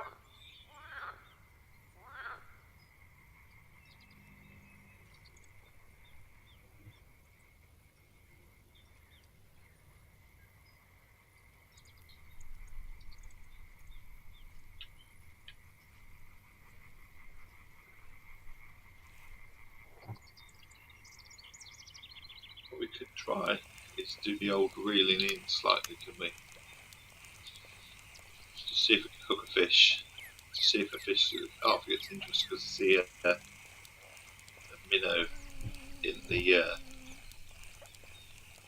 water. Try that technique. Usually with float fishing you just chuck it out and leave it, but obviously because it's a minnow on the end of the hook, it's a little bit different, isn't it? So we could just chuck it out here. We could no, I don't want that. Actually, I can't even see it.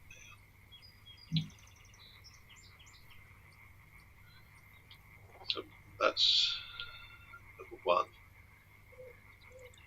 So we could just reel this in gently and see what happens. It's over there, isn't it? I forgot where I bloody cast out, didn't I? I remember that this is number 2 here. So just reeling in gently. Seeing if this makes any difference. I mean, this is only like spin fishing, isn't it? I mean, to be fair, but using a float and using a live bait, or a dead bait, if you like, but pretending it to be a fish. A live bait. It's a similar sort of technique, isn't it? Just using a float on top to see if it bites, but we can always stop it if we feel that we get near a fish. Like I said, we might get absolutely nothing here, and that's fine. I've already caught 70 pounds worth of fish. Absolutely fine. If that is the case. It also might be to do with the depth as well.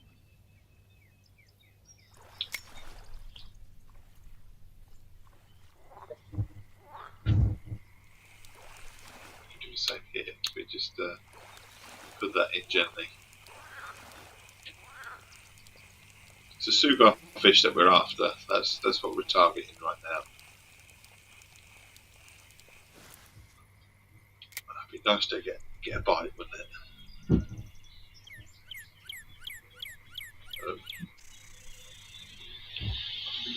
I don't want to troll the engine.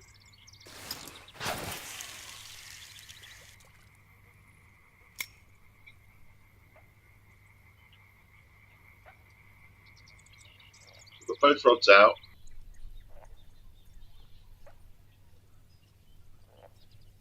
I don't know if it thinks my engine's still on. I don't know. Maybe it is. I don't know. It keeps on having an iron at me now and again about not being able to control. We're not intending to.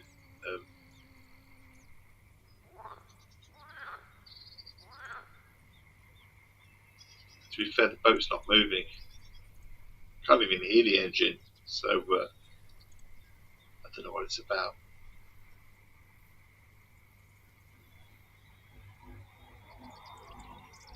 The other option is we could just raise our bait as well. Might be a bit too far down in the river in terms of depth for where we are. Obviously, I know where my setup is for the marker for catching loads of walleye. That's fine. You know.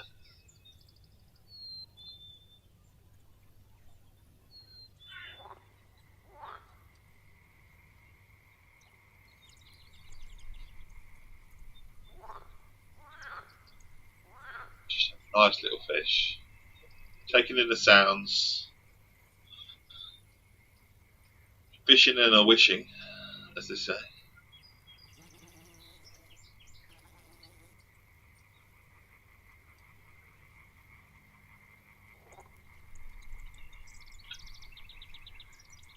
The other thing I could do is there's a little part over there we can just take your boat over and just shore up and then fish off the key over there. We could do that as well. Tempted to do that actually. Tempted, but I just wanted to come to this side of the lake. Just give it a few minutes. See if we can catch something.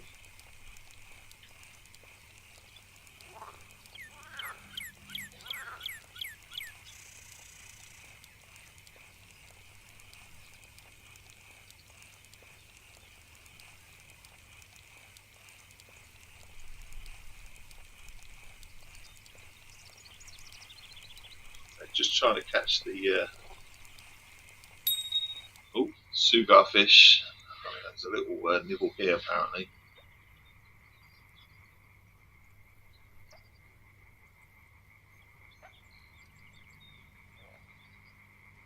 Come on, follow us in, take it.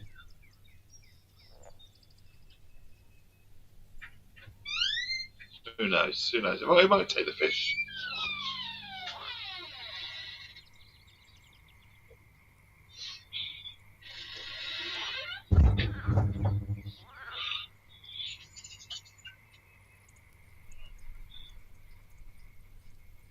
It's alright, you look lovely. You do. So my wife's just walked in the room and breathtaking as always. I said, now I'm getting that.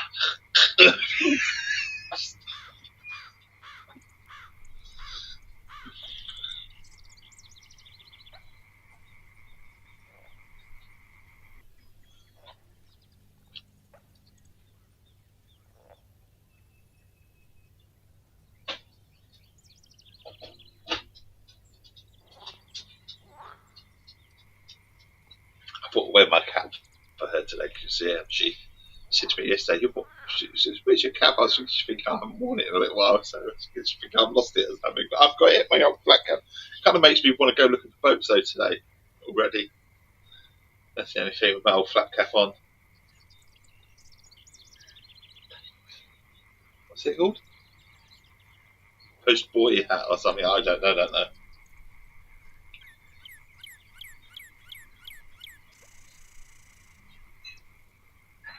Do like a little walk along the river when I can manage it, that sort of side of things. I say a little walk. For me, it's not a very long walk these days. Like I say, fine walks and stuff like that.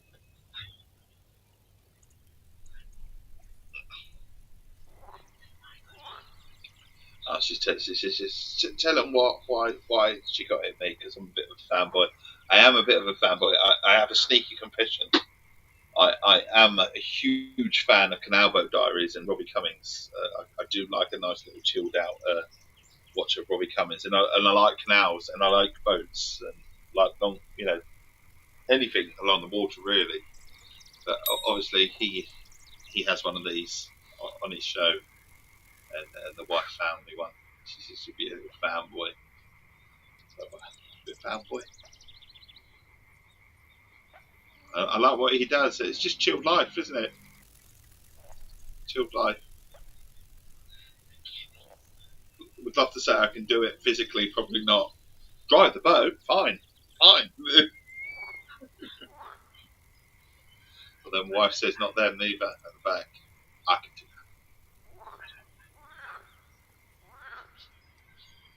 She says you need bow thrusters. I do like my bow thrusters. They get you out of trouble when you're on a seat, yeah.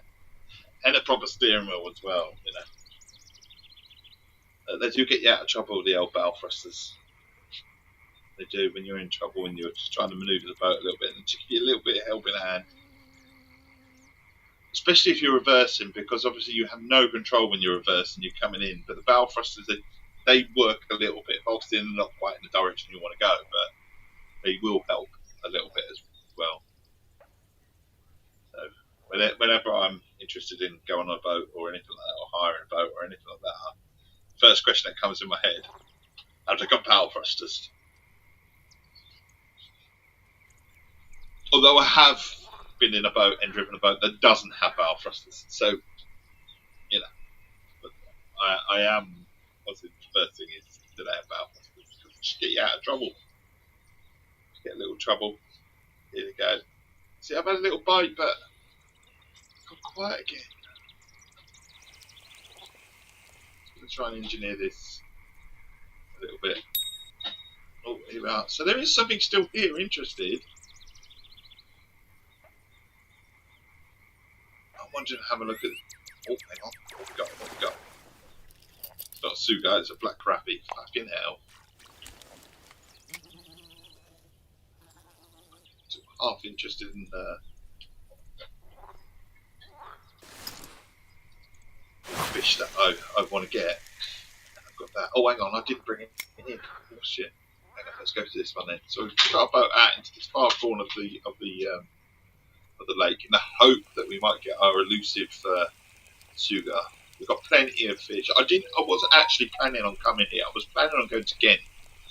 That was a plan today. Go to Ghent, but then because it's 4th of July, they've got, and the way it being Fishing Planet, it costs you sort of in-game currency to travel places, and then obviously when you run out, then you need to replenish your in-game currency with actually real money.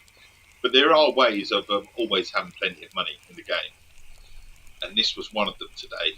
Go to this sort of lake, sort of emerald lake, and not spend hardly any money getting here, because there's an offer on today, because it's July 4th weekend. So if you go to anywhere in America in game, sort of travel costs are pittance compared to what they are normally. So it kind of almost forces you to go to an American lake today, and that wasn't the plan.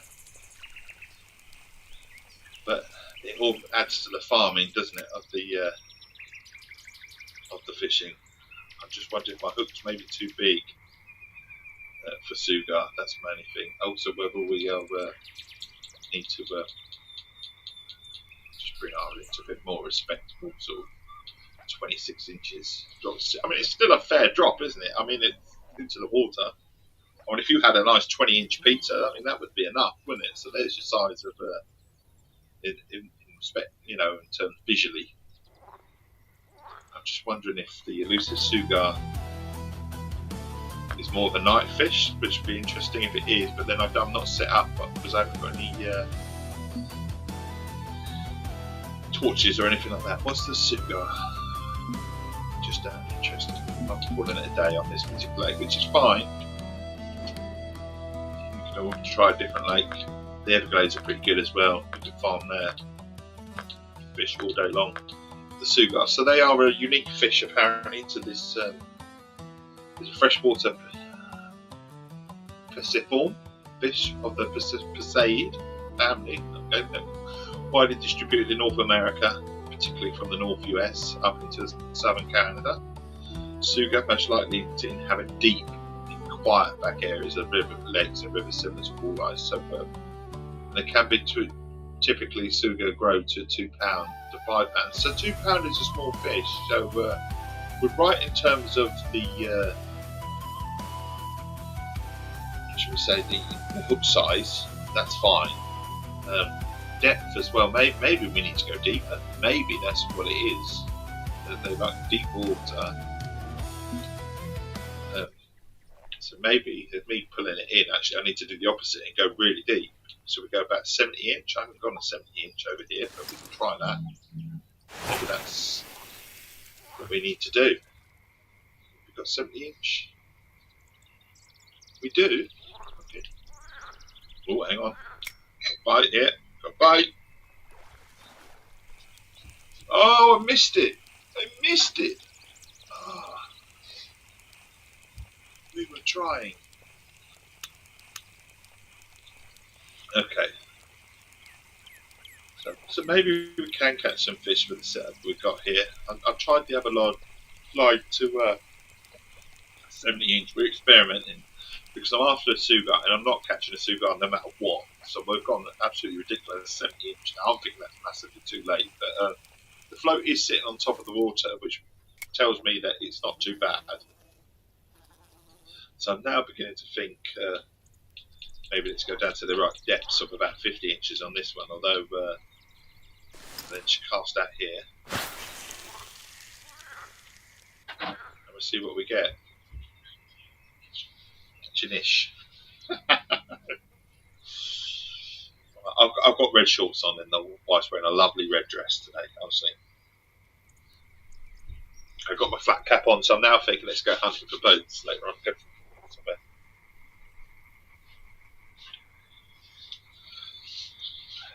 Cup of coffee somewhere nice. She goes, yeah, but you have to do it this. Essex is a lovely place. For boats, yeah, it's not really place. It's more hard to find Essex. Having said that, I mean, Wivenhoe's a lovely place to have a little stroll. Goodbye. Malden's nice as well. Burnham and Crouch. You haven't been to Burnham for a little while. What have we got? Yeah, I know why we have to go there. Sorry, it's tainted Burnham and Crouch. Why did you say it's tainted Burnham and Crouch? I love the car that we had. Not that he got it wasn't hit by a lorry. It didn't get hit by a lorry. That would be when lorries have straps and you know, obviously this strap wasn't 100% secure, and it just come on our side of the road and hit the side of the car, and it hit the wing mirror, and it put a little tiny dent in it. But it's, you know what it's like when it's just like, ooh, it didn't sound very good at all. But it's got a tiny dent in the wing mirror. I mean, you hardly notice it, but we noticed it, and it was like really spoiled it for us. It did. The sound was really loud though. It's just about a strap from a lorry itself, so it's like it didn't set the alarms off on the car or anything. You know, your modern day alarms and that. It just come across. I suppose it was so quick, and you know what it's like when it flaps across in the wind. I mean, if that had hit the bloody windscreen, I mean that was shattered completely. Do you know what I mean? It was that sort of force. It just put a dent on the side of the wing mirror, but a small little dent. But it's noticeable when you've got a relatively newish car. You try and keep it as pristine, you know, for as long as possible, don't you? I mean, you know a scratch is going to happen at some point. It's going to happen, but you try, don't you? You try and preserve it for as long as possible. And, bloody yellow lorry with a big little strap that just come flying off. Well, they say flying off. It just dangled in the wind, didn't it? I suppose as we passed it. Oh, lovely cup of tea. Lovely cup of tea. Punch for a yellow card. Hell yeah. Right. So how we doing? Coming up to 8 o'clock. Oh, can't have a little bite. I'm kind of getting excited about it. I want to try and catch this suga. I'm trying my best to catch this suga. I kind of want it to be raining as well. The raining would be good for the ASMR sort of effects. Oh, it's a big fish over here. It's a big fish taking line as well. I really expect a big fish to be quite way over here, but wouldn't it be great if it's a suga? I mean, a suga, I've been talking minimum 2 pounds. Yeah. Anyway, it could be a walleye as well. Plenty of them in this lake.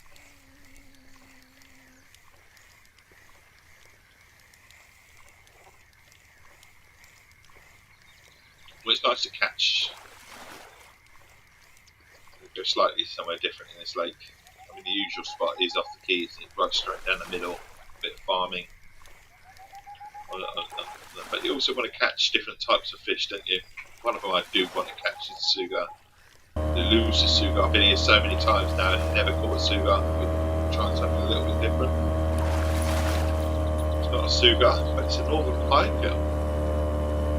1.9. We'll put it back. Well, we won't put it back. It's in our little fishing net at the moment. But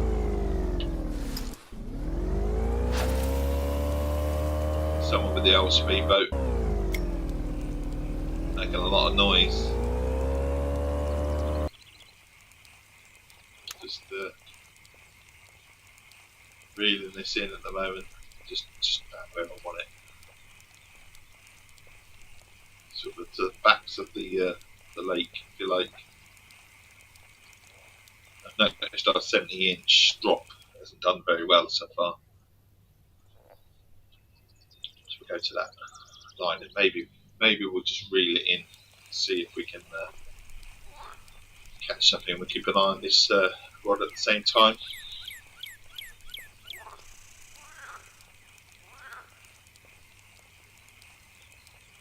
Just a constant reel in there.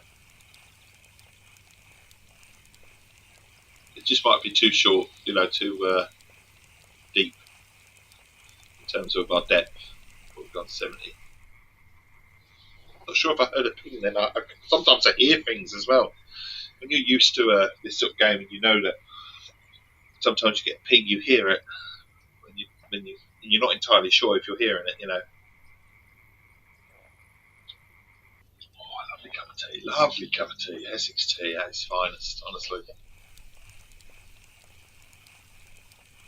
Bring it in. Sure it will give another ping if you're doing something there.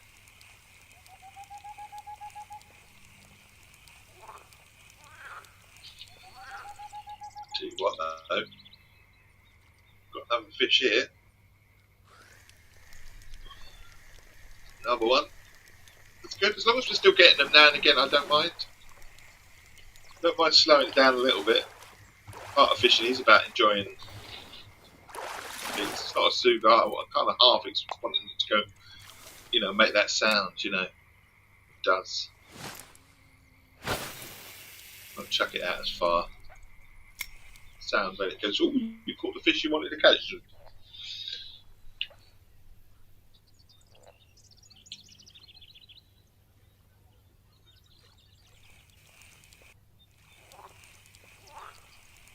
I think we might just be a little bit too deep, if you like, with this one. Oh, the bait. There was a fish there, 70 inches. Mind you, it doesn't come out. That's it. Come on then. We'll chuck it out here. Apparently there is another. We can always do what we did. Chuck it out. I don't know how deep it is here, but we've got. I mean, the good sign is whether the float goes left or right, and if it sinks directly in the middle, then you're plenty of depth. So we put both here, but keep an eye on that rod as well. We are catching fish.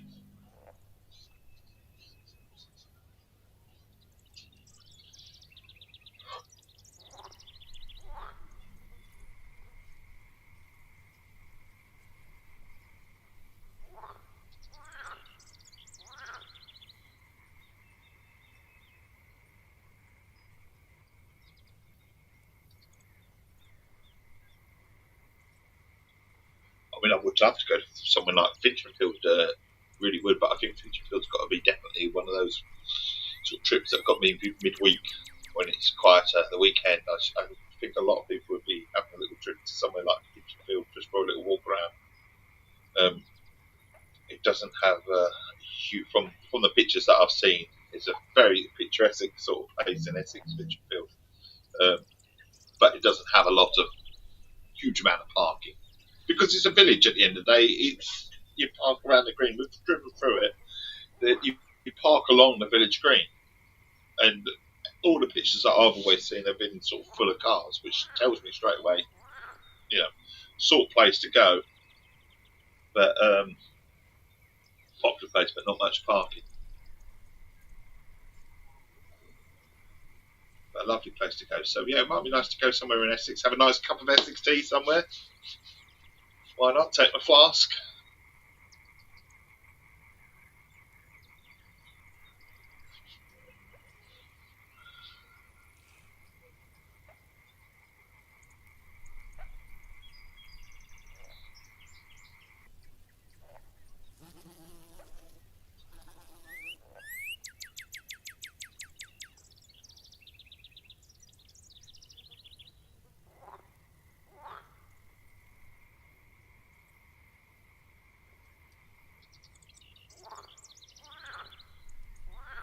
Trouble is, I always feel sorry for the dog when we go out, if we're going out about this sort of time of day, or so as it gets warmer, it's like start debating whether we take the dog or not because she likes to get out and have a walk. I can't walk very far at the moment, anyway, with the old spinal stuff and stuff. Also, the pavement's quite warm, isn't it? My only problem is since I've been in hospital and I've been in hospital quite a bit this year. I'd fucking finished with hospitals, except we were in again the other week, weren't we, with the old spinal stuff? And we're only just about, say, recovered. There are fine lines what people say about recovery and what is expected. What I would say about good days and bad days. Define someone's good day and bad day is relative to them, isn't it? It's not, you're having a good day. It's a good day for that particular person, isn't it? It's defined, it's relative to each person's individual sort of. I do hate the good days and bad days. I hate the scoring out of 10 as well when it comes to pain levels and that. Because one person's pain is not the same as someone else's. Someone might be able, people that live with chronic pain can deal with pain a lot better than, say, someone. So when you go and someone asks, what's your pain score today? And you tell them it's a 5 out of 10. For someone else, that might be a good 8, 9, 10, but because that person's dealt with chronic pain all their life, they don't know a life without pain. So, I hate the little good days and bad days and a score out of 10 on your pain level and stuff like that, because it's all relative to that individual, and it's such a really weird way of measuring something. You wouldn't measure flour, and that your flour is your flour. They all weigh the same. You wouldn't measure different types of flours, but then it to be exactly the same, would you? All different weights, or 1 potato, 2 potato, 3 potato, and they're all different sizes, but they all weigh the same. It wouldn't happen like that, would it? So that's the same with pain. Different people deal with different things a little bit differently. If you've got someone that's never experienced pain and then they suddenly get pain, it's going to fucking hurt to them. They're going to scream their head off. If you've got someone that deals with pain in every second of their life, but they're used to them. So something when it really hurts, it must really hurt. Do you know what I mean?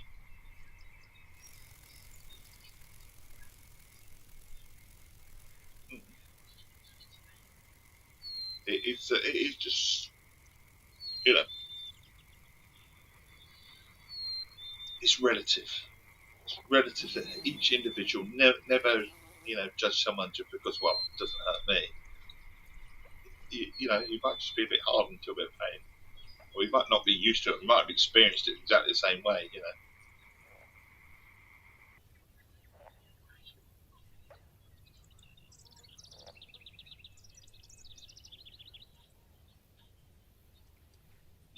Well, is that I had the gallbladder problem, didn't I, at the start of the year?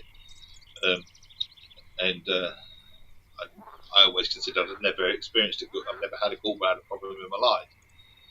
Maybe I did. Maybe I just masked that problem that I had because I already have, a stomach issue as it is with diverticulitis or whatever the fuck it's called. I'm not going to get me to say it correctly, but basically, sort of a colon problem in a nutshell. I already have that sort of issue, bleeding on the colon. It is.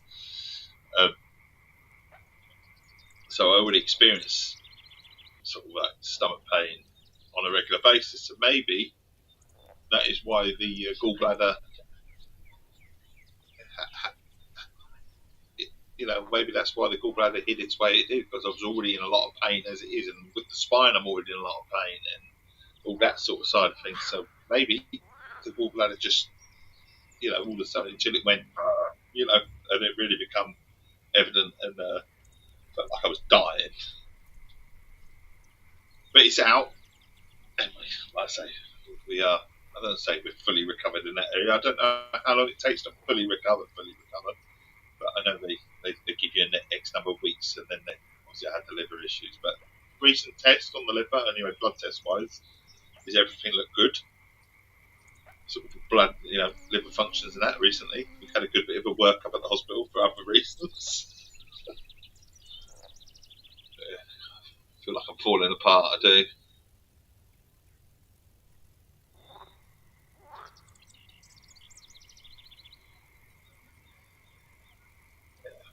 I think we're going to try a different location.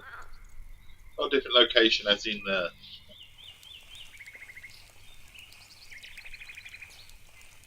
I think we'll stay here for the rest of our time streaming. We might as well make use of it, although we might not be able to because time on the game as well. It's the wrong time of day for fishing, so we might actually go off somewhere else. But I want to catch the suga. I really wanted to catch the suga. I was pulled it too far away. Well, I had no idea there was one on there, did I? So they telling me I pulled it too far away. Let's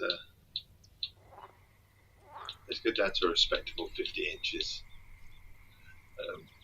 And then let's just have a look at the time of day. So we're tailing off, you can see with the time of day. And then we could fast forward it again.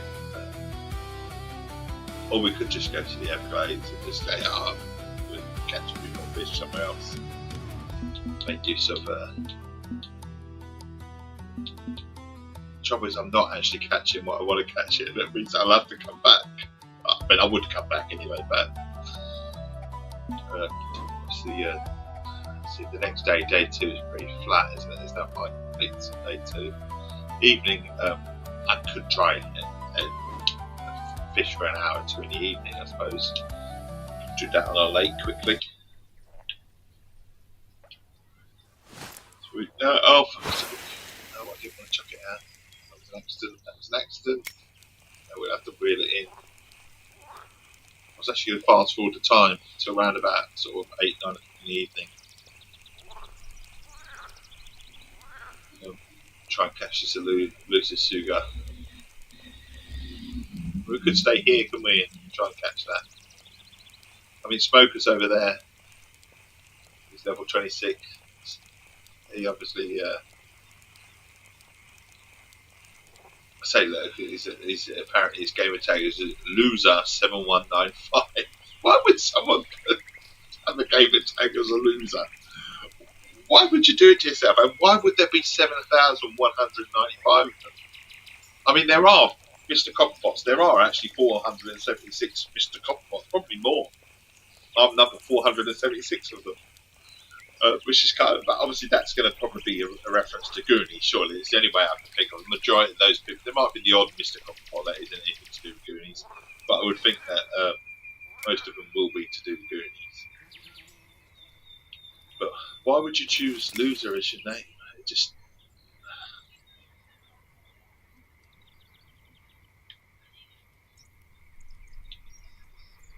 Yeah.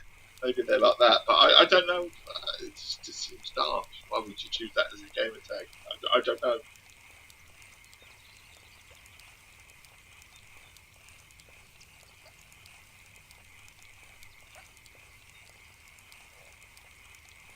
Obviously, Suga like leeches as well, but to get a leech, I would have to leave and go home to the actual main side of things, which I'll remember to do before we finish the stream. One of the last things we do. I mean, I could travel back, couldn't I? That could be. I mean, it's not very expensive, is it, to travel back, and we could take our. That could be something we could do. We go for the Suga. Yeah, why not? Let's just finish for the day, if you like, here officially on this particular occasion, and then we can just come back, can't we? Maybe we can get some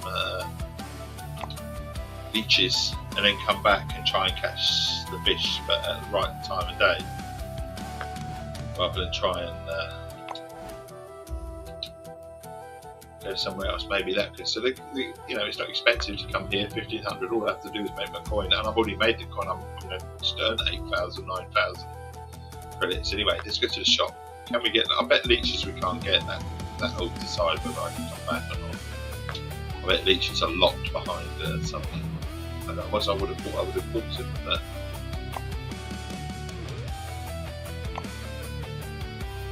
I see leeches, yeah. That was level 17. I bet they're kept, yeah. I bet they're locked behind something. Where are leeches? I can't even see them in the game. I can't even see them.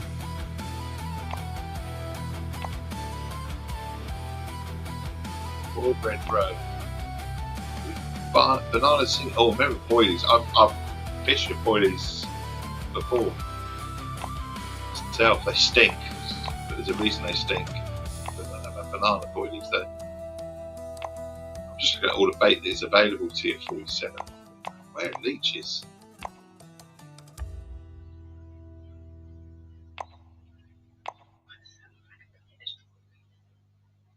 Oh, some sardines. Night crawlers, fishing crab. Oh my god, some of these are really disgusting, aren't they? Where's the cat meat? Small tilapia. Oh, you can actually buy some tilapia and go fish. What do they like? What fish like to eat tilapia? Just out of interest. I'm intrigued. So, Nile perch, tiger, Cornish jack, and catfish. Okay, I know what the Japanese. So this must be bait for the Nile, if you like. Okay. What else we got? Leeches is what we're after. Leeches. I can't find leeches anywhere. I think stupid amount of levels now. Okay, well I definitely haven't seen them, so I must have gone past them. Maybe they are available to us and we just don't know it, and I've just gone right past them. Right, there's your level 1. We'll have a little look. Where are they? There's your level 1, right, standard stuff. Leeches is what we're after. If anyone sees leeches and goes, like, shout please, because I'll probably go past them. I'll try not to. Leeches. Leeches. I'm intrigued to see what level I've got to be at. I've seen it, like they like leeches, so obviously I'm only at level 26, so I haven't gone past them yet. So there you are, level 30. Level 30. Okay, so I'm not going there then.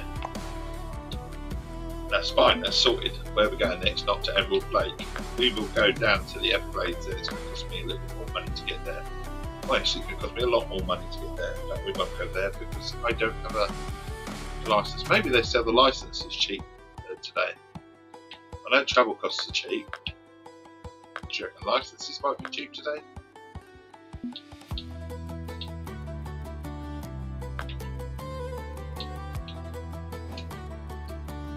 The advance buy license, unlimited 180 coins. Hell, really expensive, isn't it? I would do that as well. The old standard costs 2,000. Unlimited. Take what's forbidden. at least all the trophy stuff. Fine, fair enough. But 100 bacon is still too much to ask for. Sorry. Alright, we'll go back to the Everglades and we're going to try and catch.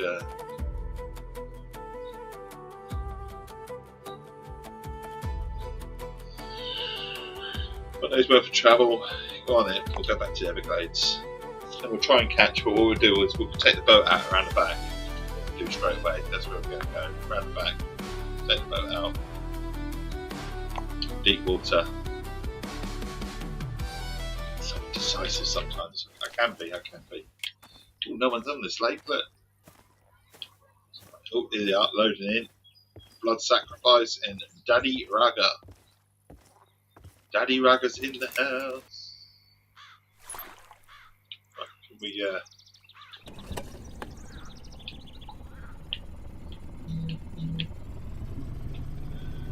we go, I'm taking our boat out. Just don't know where to take our boat exactly. It's also huge, this boat. It really is ridiculously huge for this type of lake. Past this marker, you should see a depth of water all of a sudden.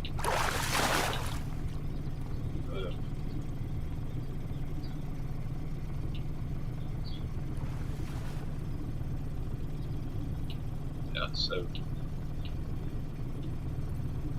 if we chuck our boat here with the anchor here.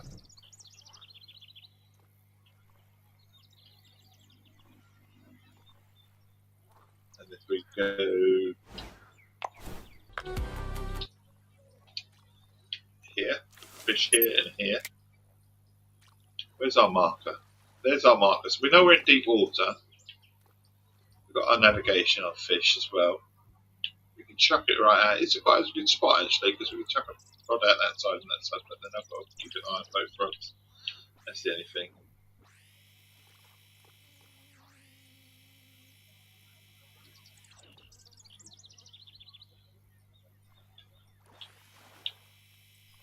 I don't know what I'm doing here, them just shifting it left or right. We're not moving the boat though, it's not moving, we've got the anchor down as well. Right, depth 50 foot. It's about right here. Maybe we'll go past out 3-5, just right in front of us. Just see if we can catch some fish here. We'll get the old. Oh no, wrong one. Do we pick it up?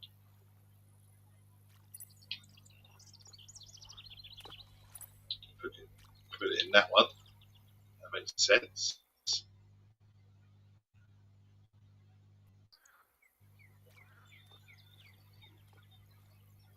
Although we should put it to the right time of day, shouldn't we, for the fish, which is about 1 o'clock. So I don't know what I'm doing there. Should put it back in and cast out at 1 o'clock.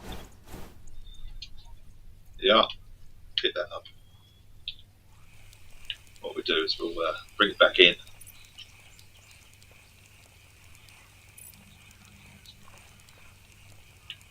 Back of the lake. It's where the Sugari are apparently, so we're at the back of the.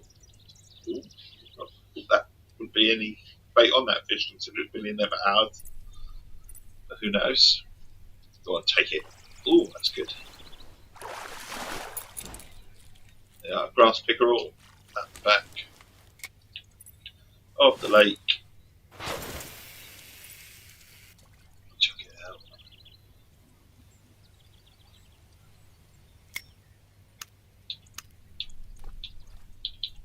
Then we'll put that in rod holder number 1. And we'll get another Phoenix 2. What sort of depth is this? No, we won't get that one out because it's got the wrong hook on it. Phoenix 3. Phoenix 3, do I need? I'm absolutely fine for tea, my lovely, thank you. I made a pot. Oh, I better get drinking then. Hang on then. Oh, there's a biscuit. Fucking hell, I didn't even know there were any biscuits in there. There's any bourbons. Custard cream though. I'll take a custard cream. Don't do like a good custard cream. Do you know why I like custard cream in this house? Because if the kids are really, really, they'll take them, but they won't munch on them like mad. We've got a bite, haven't we?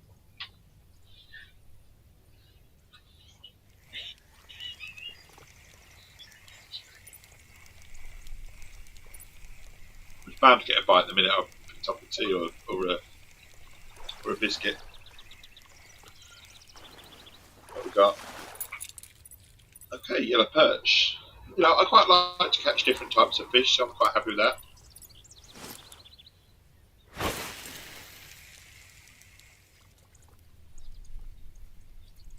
Jet as well. The other good thing about custard cream is they're not overly crumbly in a cup of tea if you dip it, or a coffee.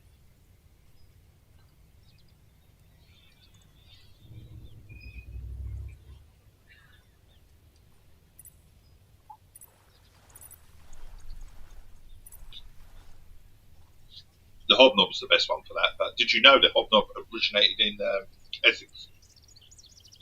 You did? The old texture of keeping a hobnob together, they say, is the best biscuit for dipping, don't they? How you doing, Jerk? How's things? Hope all is well. Thank you for dropping in and saying hi on YouTube. That's brilliant. How are you, my friend? Sorry about that. I didn't see your message. It was behind my cup of tea. I have my cup of tea in front of me, the YouTube chat, and missed a message. Do apologise. Not ignoring you. Promise you. We've got two fish out here. We're not overly bothered about how much we catch now. We're literally just trying to see if we can catch the elusive suga. Probably can't, but apparently it's at the back of the river. We are at the back of the river. I tell you what, we could do. We could literally go right at the back of the river, though, couldn't we? We could have one rod here. That's what we're doing. And we could have the other one right at the back, and we could literally target those reeds. We haven't done that yet. I don't know how deep it is there, but we could target those reeds right at the back. We're reeling slowly, just in case something comes along and goes, "Oh, I like that. I'll have it." And that might be a good thing. Let's target right at the back of the river. Obviously, that is that far left-hand corner, but we've been there before. We never caught anything there. Not suga anyway. But that's not to say that we won't today. We could try that as well for the last half hour or so of the stream. The bait was pulled too far. Well, I had no indication there was something there.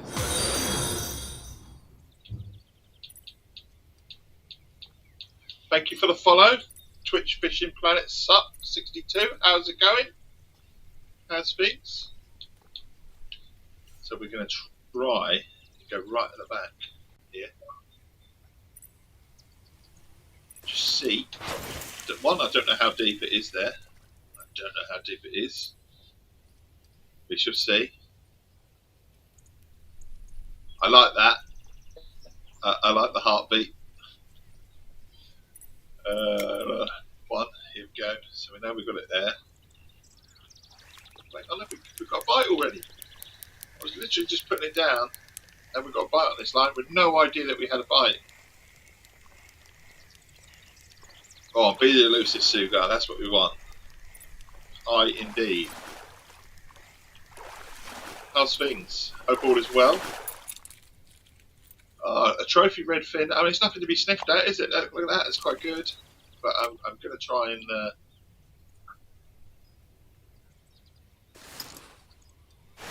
one rod over there by the reeds. We'll leave this rod here, sort of slightly in the middle and some depths here. And then if we see that rod go, then we'll pick it up. If not, we're fishing out directly in front of us. We've got our tea. Cheers, Twitch Fishing Planet Sup 62. What's up? What's up? Sorry, I didn't really do that to my back. Hey, got to be done. He's raiding. He's raiding with party of two. Thank you for the raid, my friend. Make this Essex Tea chappy very happy. Thank you for the follow. So a huge fan of Fishing Planet, are we? You got any tips? Tips you want to share? Oh, we got bite. I'm after Suga. I've done this lake quite a few times. I know all about the walleye in the centre, but it's the Suga. I can't bloody catch a Suga. I'm trying to finish my index. Try and catch a Suga. Can't bloody get one, no matter what I do. It's kind of elusive to me. So it's at the back of the lake, so we've chucked a rod right over in those reeds at the far right hand side. To the side of us, you can't actually see it. I don't know if I go here. So we've got some in the reeds over there. And now we're trying to get this elusive Suga to complete my my challenge, if you like, the emerald trial, just to get that fish. Every fish apart from Suga. It's really, really annoying. But honestly, thank you for the raid. Thank you for the follow. You make this Essex Tea drinking chappy very happy. Cheers.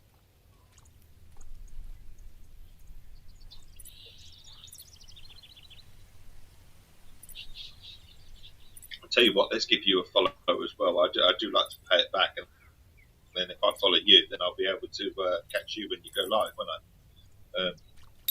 And maybe I can get a tip from you at some stage as well. I'm just scrolling back up here at the moment, just trying to get your tag up. I've got fish on the line as well. You've got to be careful with follow. There you go. Thank you for the follow, my friend. And if you let me know when you stream, that'd be absolutely brilliant. Goodbye. Goodbye. Maybe I'll catch you.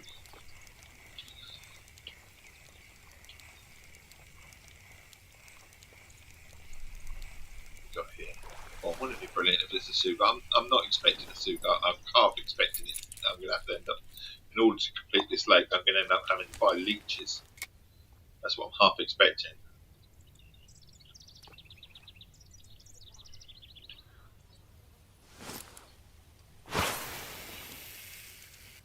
We're sort of trying to chuck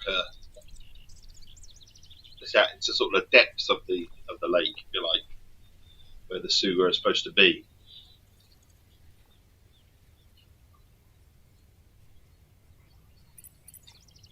I might actually pick up my boat and just let it go forward a bit more. I'll have to put the rods up for that. At the moment we are catching fish, so I can't complain too much, can I?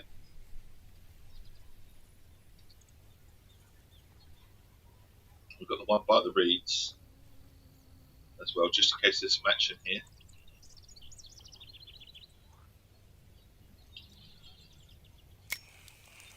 You guys, I'm going to say it's not very big. Could be deceptive though. I was going to say the bait was eaten. It's eaten. Right, I'll tell you what, we're going to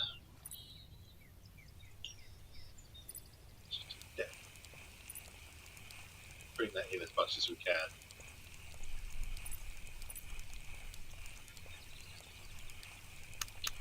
Reel this in quickly now because the bait's gone, isn't it? So I don't have to be on my line anyway. Maybe drop it down to 40 inches, maybe. Mind you, we were getting plenty on 50 inches, so maybe. Oh, hang on. Maybe we'll do it like that anyway. Just because we've set it off like that, chuck it over here. I'll just pull it back a little bit. Set the rod up.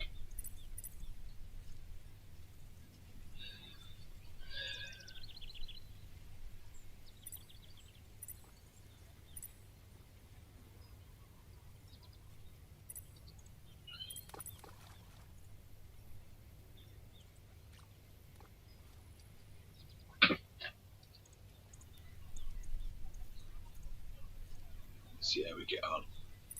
Yeah, so some more Essex facts for you.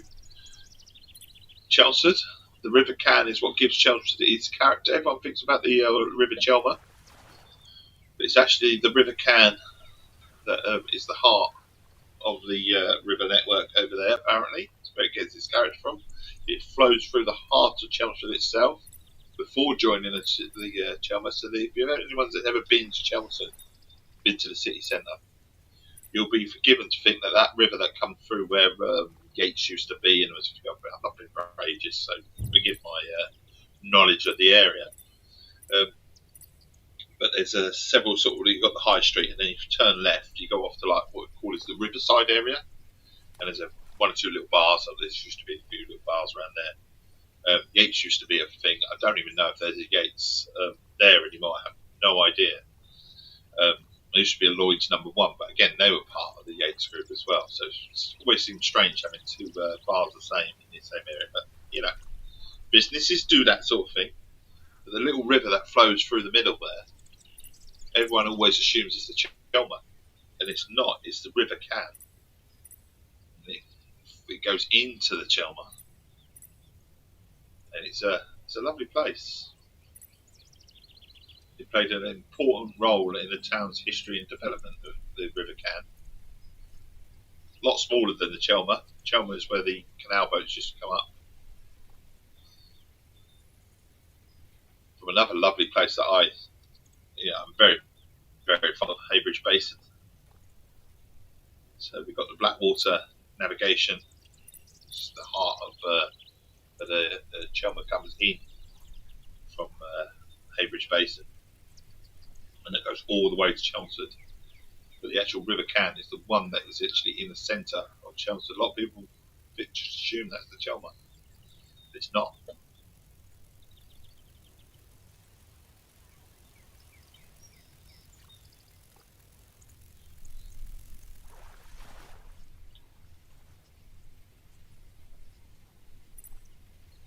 And speaking of rivers, the River Brain was once called Pod's Brook. Before reaching Braintree, the River Brain is known as Pod's Brook. Only after leaving the town does it actually become the Brain, a name linked to Braintree's medieval past. So the Brain is the network of the rivers in Braintree. Obviously, comes with the name as well, Braintree, but it's actually just outside Braintree is where they call the Brain. Again, another would be forgiven for thinking that actually is the main river in Braintree, and that would be the rivers in the central, but it's not. Actually,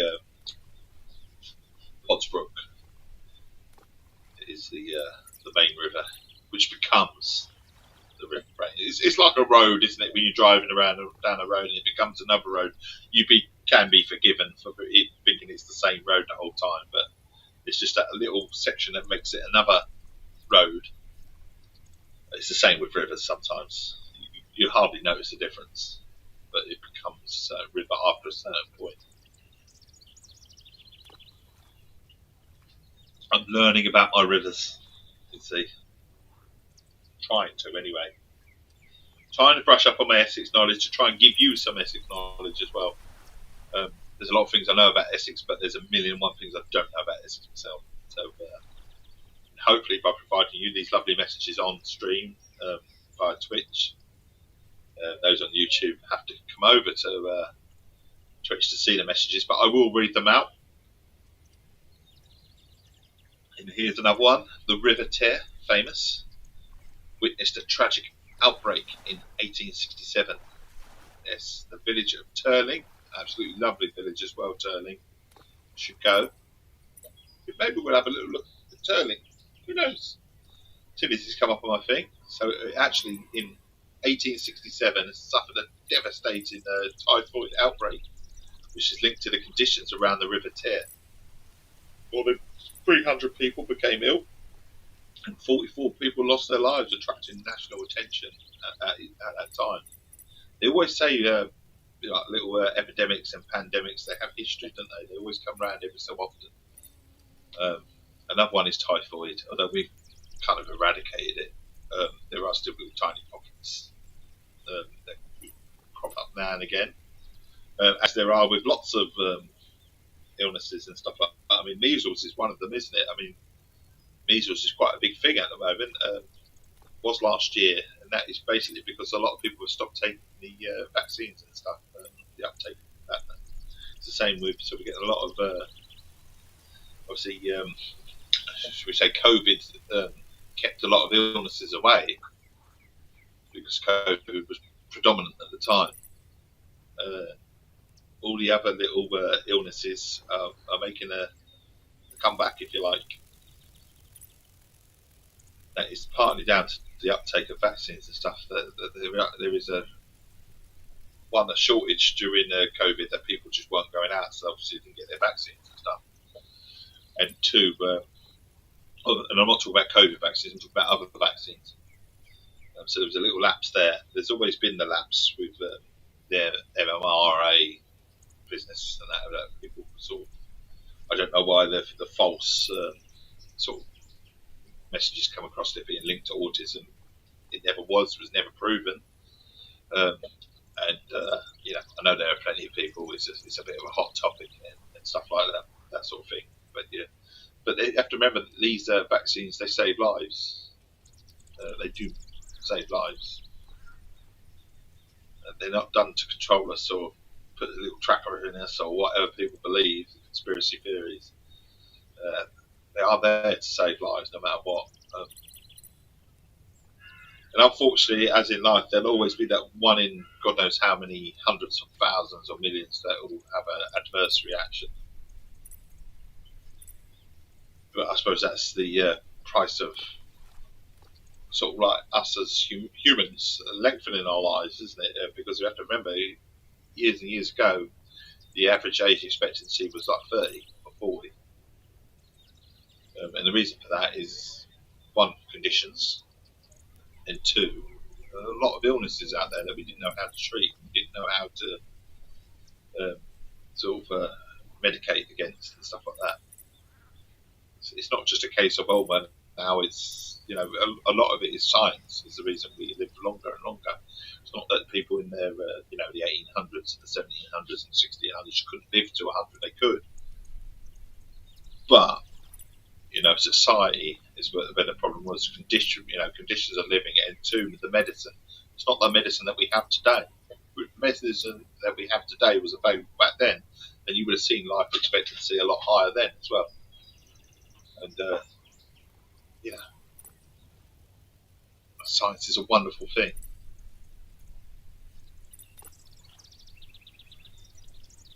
There you go. Now talking on from rivers to coastlines. Even small streams help build Essex. Not every Essex water course is a major river. There are countless small brooks and streams supplied drinking water to early communities back in the days of Essex, making them just as important as the county's larger rivers, which shapes the settlement for Essex.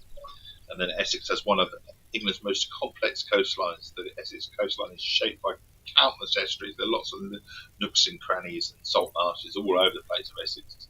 Over thousands of years, rivers and tides carved deep inlets into land, creating one of the longest and most intricate coastlines in Essex. Because it's in and out, you can't walk it all. A lot of it is marshland, some of it really is.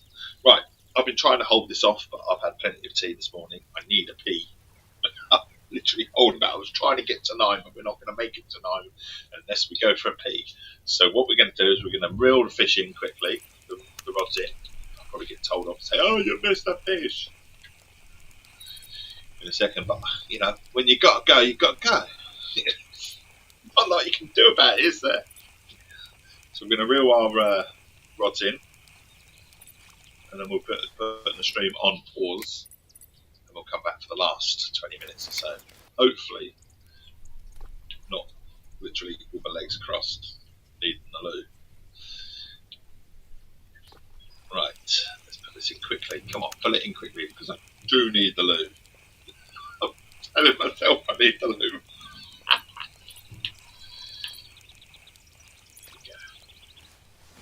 don't think that's fully set that front. So, game is on pause for a second. I'm going to put the pause screen on. I'll be back in a mo. If you need to go somewhere, thank you for joining me.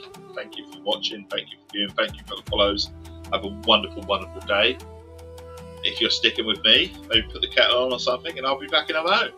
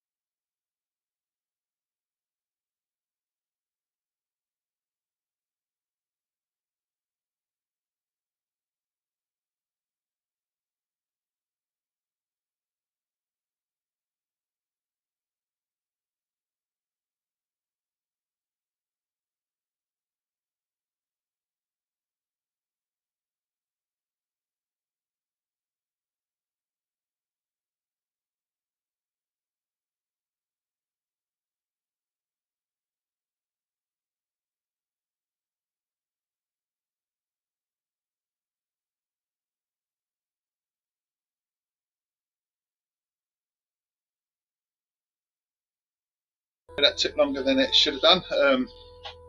You got to go. You got to go. Nothing you can do about it. But you go for something and it turns out to be something else. Take a little bit longer. It's life, isn't it? It's life. No shying away from it, is there?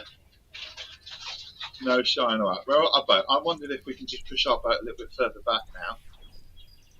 Actually, you chopped me up. Oh, look. That's just a star and shit. Right.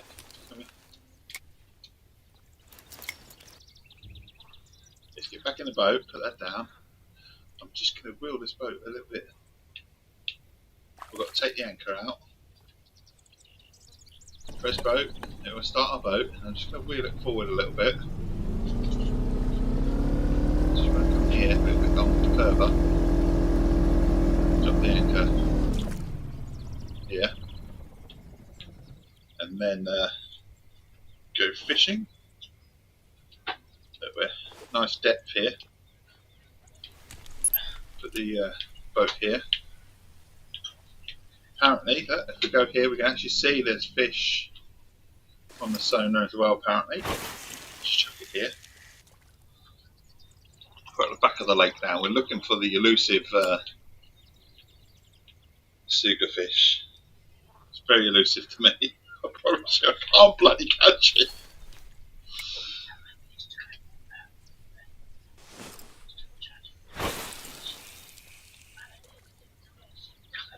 I know. Wife's saying the places that we used to go looking at boats and stuff like that, everywhere now, everywhere. What is charged for Burnham and Crouch, for example, place that we used to go, lovely place, not been for a while, but there's always the car parks and stuff that were free around the marina. You can have a little ground and stuff like that. Now every car park, no matter where you go, and this is pretty much everywhere in life, isn't it, Britain now? Every car park is pretty much you pay for now, no matter what. I think there's only literally, I'm shocked when we go somewhere and the car parking's free. Absolutely shocked these days. Everywhere's a charge. We used to go to Haybridge Basin. You know, it's one of the few at the time that charged for the parking. We used to go, oh, it's fucking expensive to park there. It was always charged to park.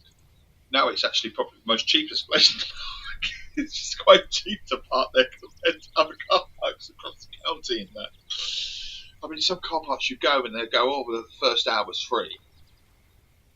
But the next hour's like, hell, it's £4.50. So they know that you're going there for more than an hour. That's why they give you the first hour free. But then they make the next 2 or 3 hours really expensive. So then you go, oh, you think you've got a bargain because the first hour's free, but you know deep down you're going to be there a lot longer than an hour.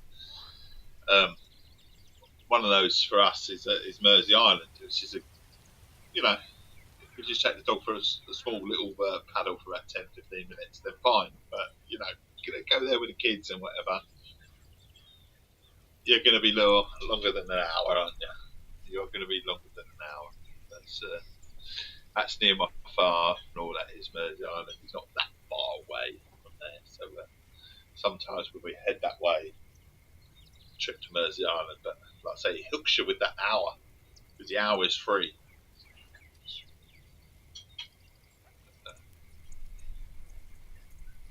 They've actually, talking of areas as well, but like I say, Malden is a lovely place to go, but again, Malden is I'm trying to think of the name of the place. Can't think of the name off the top of my head, but the actual park that's there, beautiful place, absolutely stunning. But again, car parking for the first hour, not too bad. It's not overly expensive, but it's the next hour that gets you, the next few hours, and then after that, if you're longer than 3 hours, it's day parking. Which I suppose if you look at the grand scheme of things, 6 hours, £6 for the whole day or £7 for the whole day is not terrible for but it's still, sometimes you don't want to just go out and park, pay for parking all the time. Everywhere you go, pay for parking. And one of the ones that we could do it at was Burnham and Crouch. You always park there, but now they changed it where you can park for free if you validate your parking at sort of the bar restaurant type area at the marina. Except every time we've been, it's always been fucking shut. so you can't validate. So you obviously end up paying. So kind of like really annoying that everywhere these days is just pay for parking. It's a very much pet hate, but it's a very much sign of the times, isn't it? That everyone's in it for the slice of the pie, isn't it? Everyone, if you can make money somewhere along the line, they will. And that's the sad thing of life and subscriptions. Everything's a subscription, and everything just goes up and up and up. It rarely comes down. They always used to say the energy prices, and it always makes me laugh, the energy prices. But back before we had the price cap, back before we had the Ukrainian sort of Russia sort of war, prices were still relatively never very good, were they? They used to go up about 10%, 11, 12% in the winter, and then come down. Oh, but it's coming down by 2 or 3% in the summer. But then you get the winter again, it go up by about 8 or 9, 10%, and then come down. So every year, let's be honest, every year it didn't go up with inflation or anything, did it? It always went up by an average of about 10%. If you look at how much it went up in the winter, and then come back in the summer, you're always paying about 10% more anyway, every year, year on, year after. Which is a piss take when, in the terms of how much they've always made. But what's more of a piss take is obviously now we have the so-called price cap, but it seems to be moving all the time as well, all over the place. Always going up, hardly ever coming down. If it comes down by about 1%. So again, you're still getting that probably yearly rise of about 10% that you were beforehand, no different. Blaming it on the war, which, maybe I'm not an energy expert or anything, but what does annoy me the most is when they post their record profits of 3.3 billion, and they have the cheek to tell you about we've got to put the prices up at the same time. It's like, and everyone goes, but it's life, isn't it? But it shouldn't be, should it? It shouldn't be. And that's the same with your mobile bills. Years and years ago, it used to be this was your contract price, and if they broke it, you can get out of your contract. Now it's worded into your contract to basically expect a price rise at least probably once a year. Halfway through, we're always going to put it up a couple of quid. A bit like Sky in your contract with Sky or Virgin or whatever it is in the UK. Every year those prices are going up £2 or £3. They only come down if you get rid of everything, leave it 6 months, and then you can rejoin as a new customer and pay like half the price. It's loyalty gets you nowhere in the UK, unfortunately. Absolutely doesn't. I don't think it gets you anywhere in the world. But certainly, I can only speak for the UK. It was used to say, loyalty. It used to go on about pensions always sticking with BT. Why would you stick with BT? Why would you stick with anywhere now? Honestly, it's everything goes up in price. The thing is, they make it so much harder to leave. That's the thing a lot of these places. Well, they tie you in with a deal. I know Sky's are very good at tying you in with a deal. We'll give you this, this, and this if you stay. Which is a very, the deals are usually very good, but they're only timed and whatever. You should keep bringing up. A lot of the time, they give you something as well in part of the package. So you go, no, it's great, we're getting this, but you're never ever going to use it. So what's the point? And then when you go, right, I'm going to ring up and go, right, I don't want these kids' channels anymore. I don't want these because the kids are older and whatever. And you think you're going to save lots of money, but all you end up saving is like about 50p or £1 to remove the channel. Certain channels, it's ridiculous. So you end up keeping them because what's the point of saving £1 or 50p? Grandkids might come round or whatever. It really is weird, and we always say the UK is falling to bits, but it's not UK. Every country does this. It's capitalism. It's a horrible state of the world, really, that we're in, and it does cause a bit of anger, but it gets misdirected because these rich sort of people always blaming the immigrants and the less fortunate. That it's their fault. It never is their fault. It's just people being greedy. Do they really need 3 billion, in profit? Can I not just have 1 billion in profit and then help everyone out? Still making $1 billion. But no, why would we do a thing like that? Why would we do a thing like that? Not made enough this year. 2 billion's not enough. We need 3. We need to make a crisis. We need to make extra money out of a war and crisis. It's, always annoyed me about COVID was the fact that when you heard it towards the end of COVID how much certain businesses made, financially, they did not struggle, did they? Everyone else struggled, but the businesses, profits went through the roof, didn't they? People made money out of a crisis, and I don't understand it. Why anyone would make money out of a crisis? What happened to being good humans? Eh? Yeah, welcome to my TED talk anyway. About life. Let's reel this in. I've not actually caught anything. We moved the boat right at the back and we didn't actually catch anything. We've caught a thing since we've moved it. To reel this in slowly. Who knows? There might be something lurking around at the bottom. It is quite deep here. I know there's reeds there, but it is actually quite deep right here. I'm just wondering now, maybe because reeds are there, maybe they come up and they do feed on vegetation and stuff like that, don't they? Certain fish, so maybe we should just have it a little bit higher up. Maybe we've gone down to 30-inch. See what's 29-inch and the target over there, maybe just there.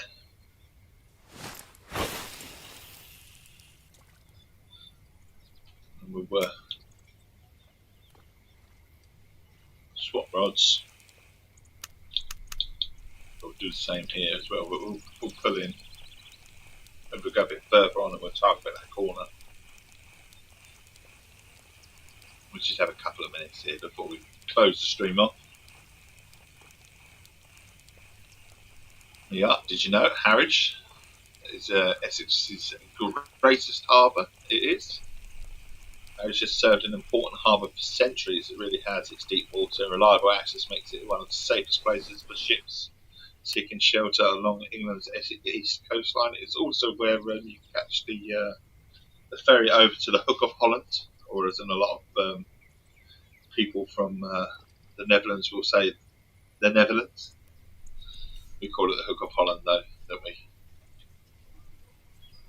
Just get rid of that there, just there.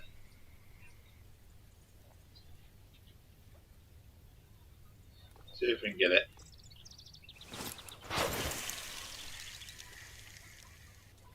So we'll get in this area. See if we can just right at the back of the lake is where we're at.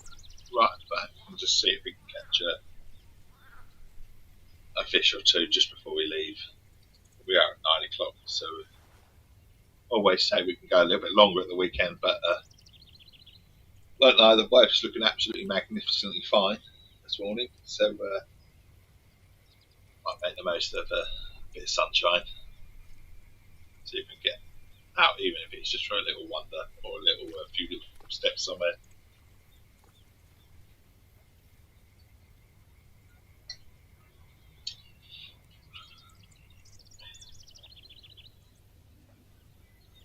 I stream first thing in the morning because it's usually quiet.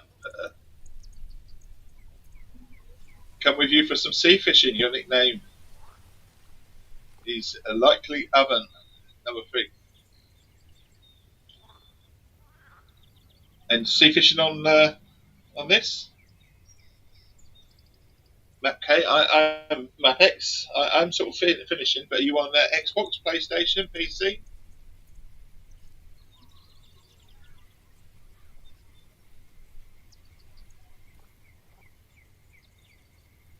Likely oven 3. But do you play this? Is this where you play? Do you do the sea fishing on Fishing Planet? Which sort of place do you go? Map K.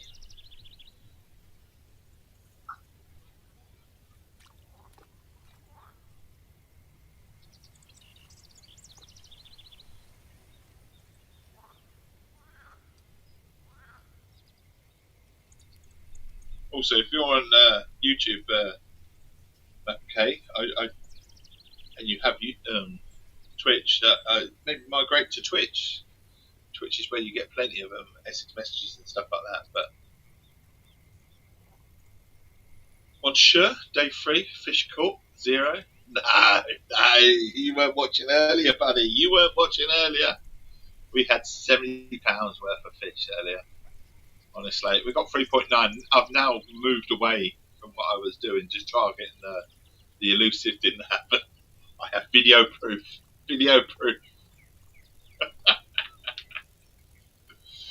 We're now targeting the last of my index, which is on this particular lake, which is the Suga.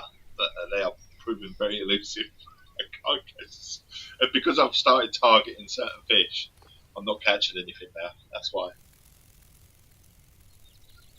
But we got my impressive boat out.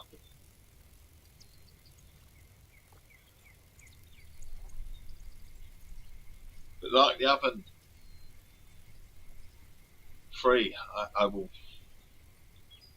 have a look. But you need to tell me whether you're on Xbox, PlayStation, or PC, because unfortunately this game is not cross-compat, which is a shame.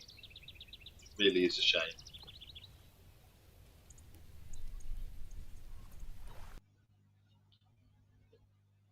How's things, Mon? You alright, buddy?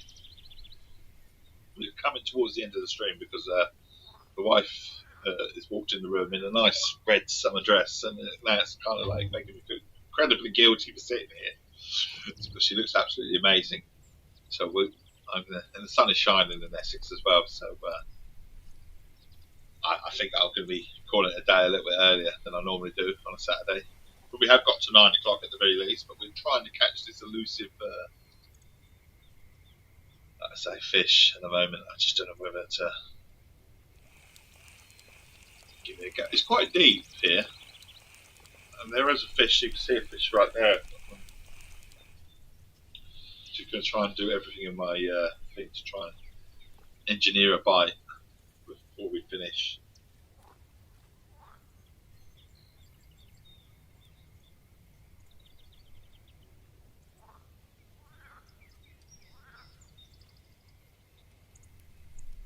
But I had fun this morning. I'm a bit of fishing player.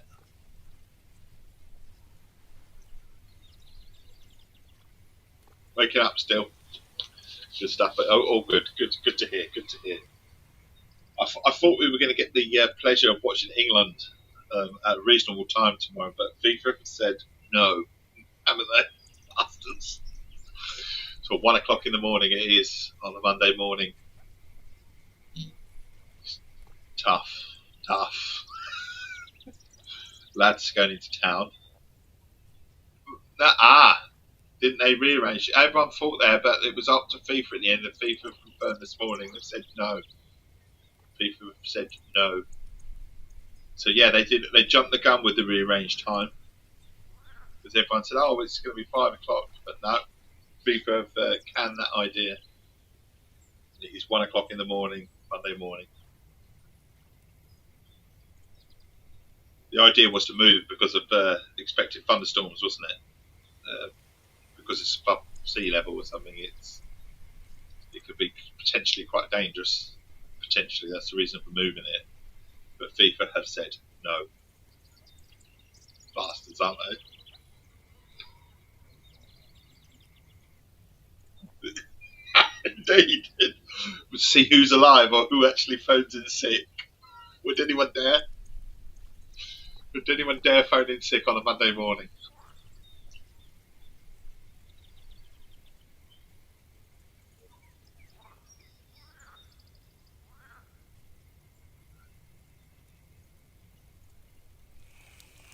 Really annoying. They set us up for brilliant 5 o'clock, and everyone's like, well, can the pub still stay open till 5 in the morning? It's like, no, they've definitely set us up for a fail there. We were expecting to be moved forward. 1 o'clock it is. 1 o'clock in the morning. Lovely. I mean, for them, what's that? It's about 6 o'clock in the evening, isn't it? 5 o'clock, 6 o'clock in the evening. So for them, them it's prime time really. So I understand it. It's a different continent. We can't have everything our own way. Remember it happening in Brazil when we were at work in the Brazil. I can't remember which World Cup it was. The South African World Cup, or I can't remember exactly what it was. The Brazilian World Cup, whatever it was. We were at work and trying to catch it at sort of 7:30 in the morning.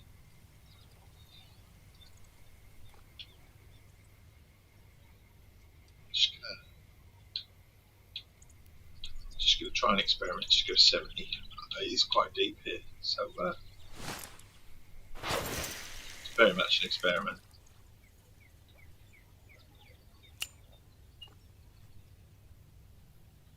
I'll pull the upper rod in as well.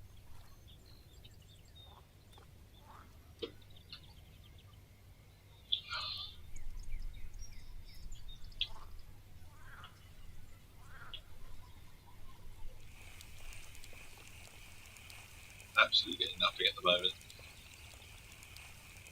But like I say, an experiment to come here towards the end of the stream, because we had to end the day as well on the game.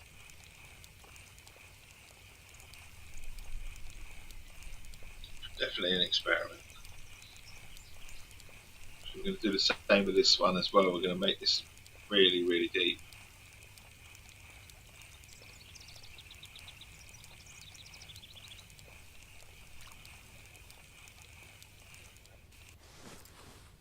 What we've got in terms of length, 40. So if we go down to 60, we'll just check this out. Right in front of us as well. Go back there. See if we can actually catch anything just before we finish the stream. Like I say, 9:10. We have really got well, we don't have to, but I want to spend some time with the lovely wife today. Oh, we've got bite straight away.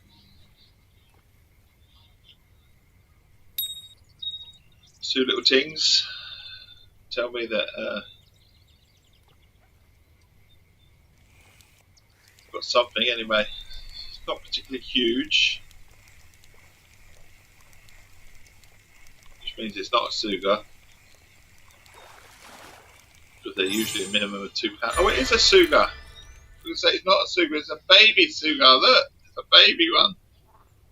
Usually they say they're a minimum of £2 in this lake. So take that. Look, here you are, novice. That's the last one we needed.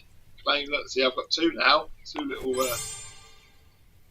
lots of tings coming up here. So they are pretty much the last missions. Here we go. So pretty much the last fish of that. So we don't actually have to come here again now. We've got Everglades to come. I say we don't have to come here. I will come here again. It's good for farm fishing. It really is in terms of getting stuff. But Ghent is where we need to go. But I'm just kind of waiting for the it to be cheap, if you like. Also, Leslie Villa Exploration. I haven't actually caught very much there. That could be another place to go. But really, really enjoyed my time this morning. Even more so now we've caught the one fish that we were trying to catch. Might as well pull the other rod in. So certainly we got the one that we needed. We were targeting after a while, which is good stuff. So I might just go with one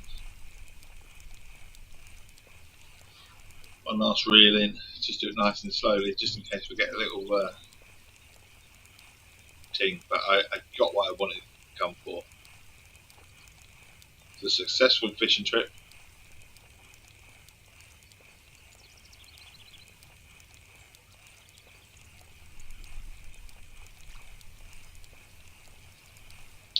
Just wondering if we just go out for one last cast. Chuck it out here. That's good stuff. Got the fish that we wanted. Like I say, we got £70 worth of fish beforehand. That was for the day. Then we had to refresh the day.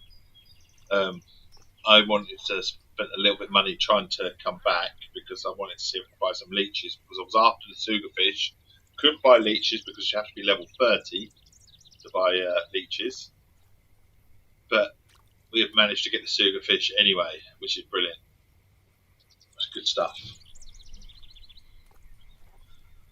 I'll just give this another cast or two, and then we'll be finishing the stream. So thank you for joining me. Those that have joined me this morning, absolutely amazing.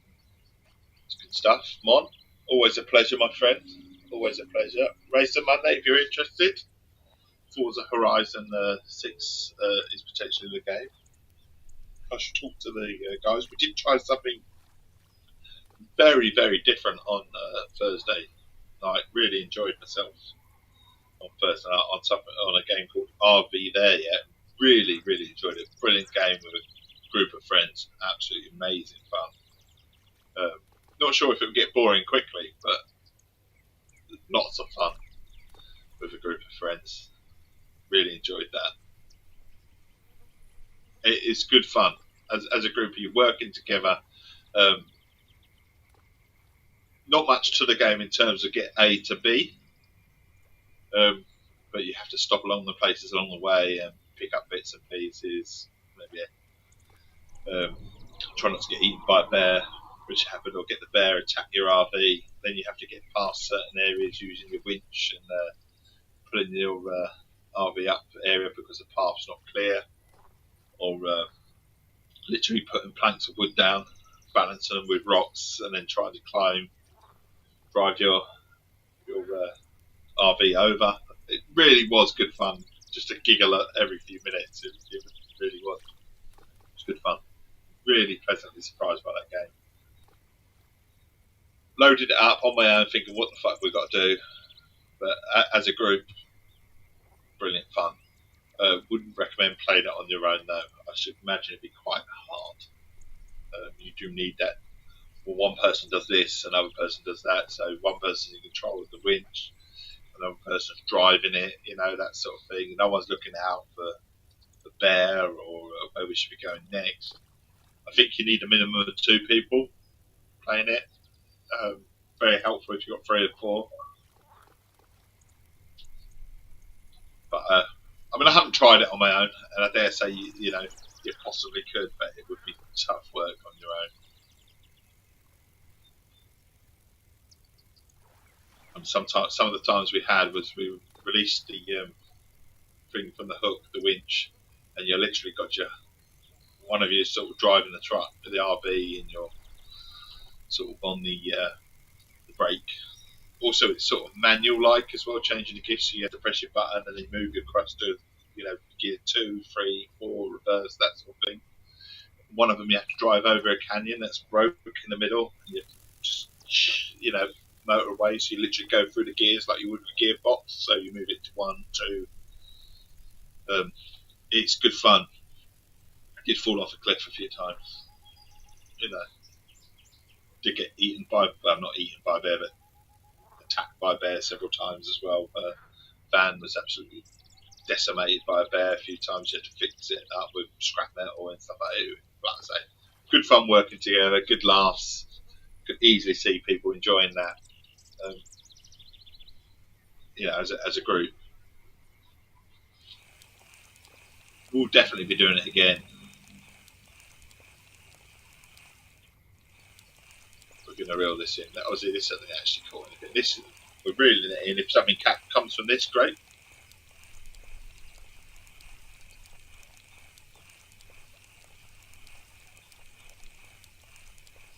I should imagine it gets frustrating because there are long parts as well in between. So your save points.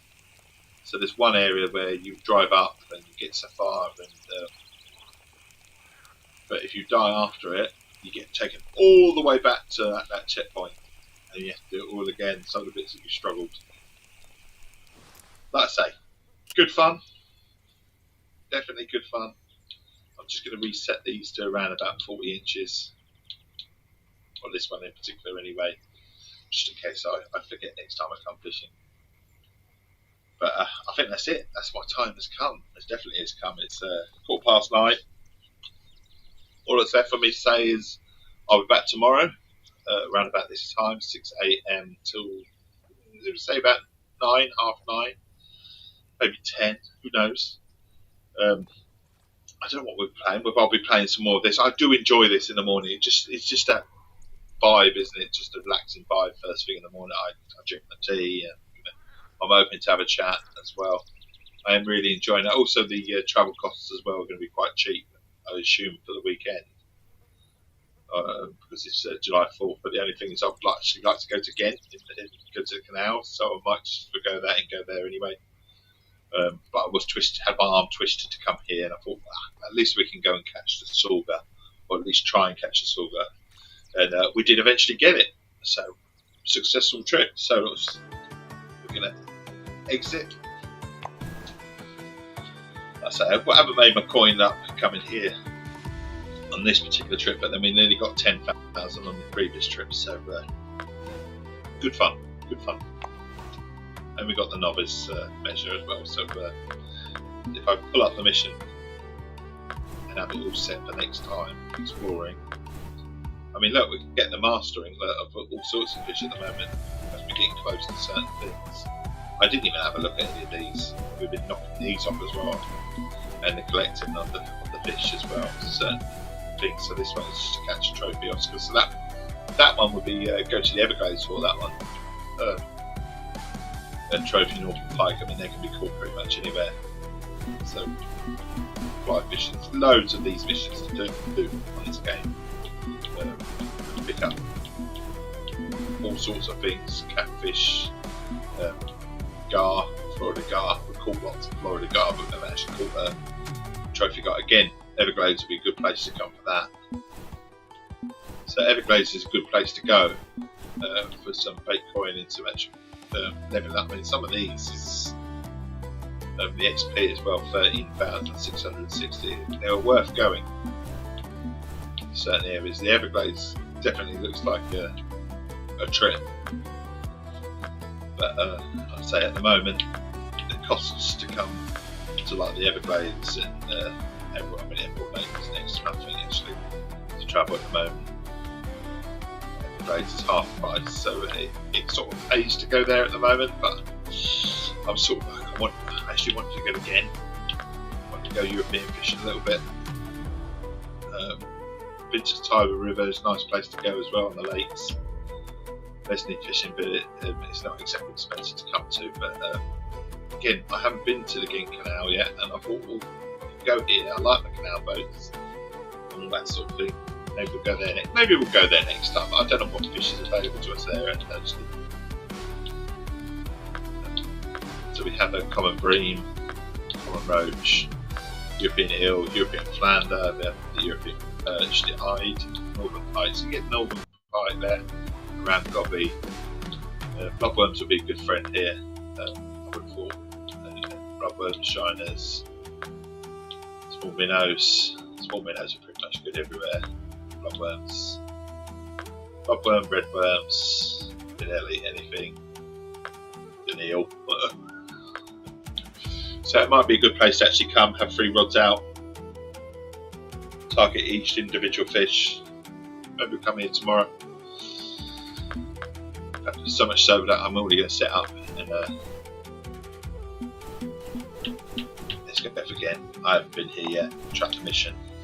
There'll be a second one after this as well. So it's all set up to come to there, I reckon. But all that's time is for me to say bye-bye. Have a wonderful, wonderful day. Make good choices. I'll be back tomorrow. All the best. Cheerio. Have a wonderful day.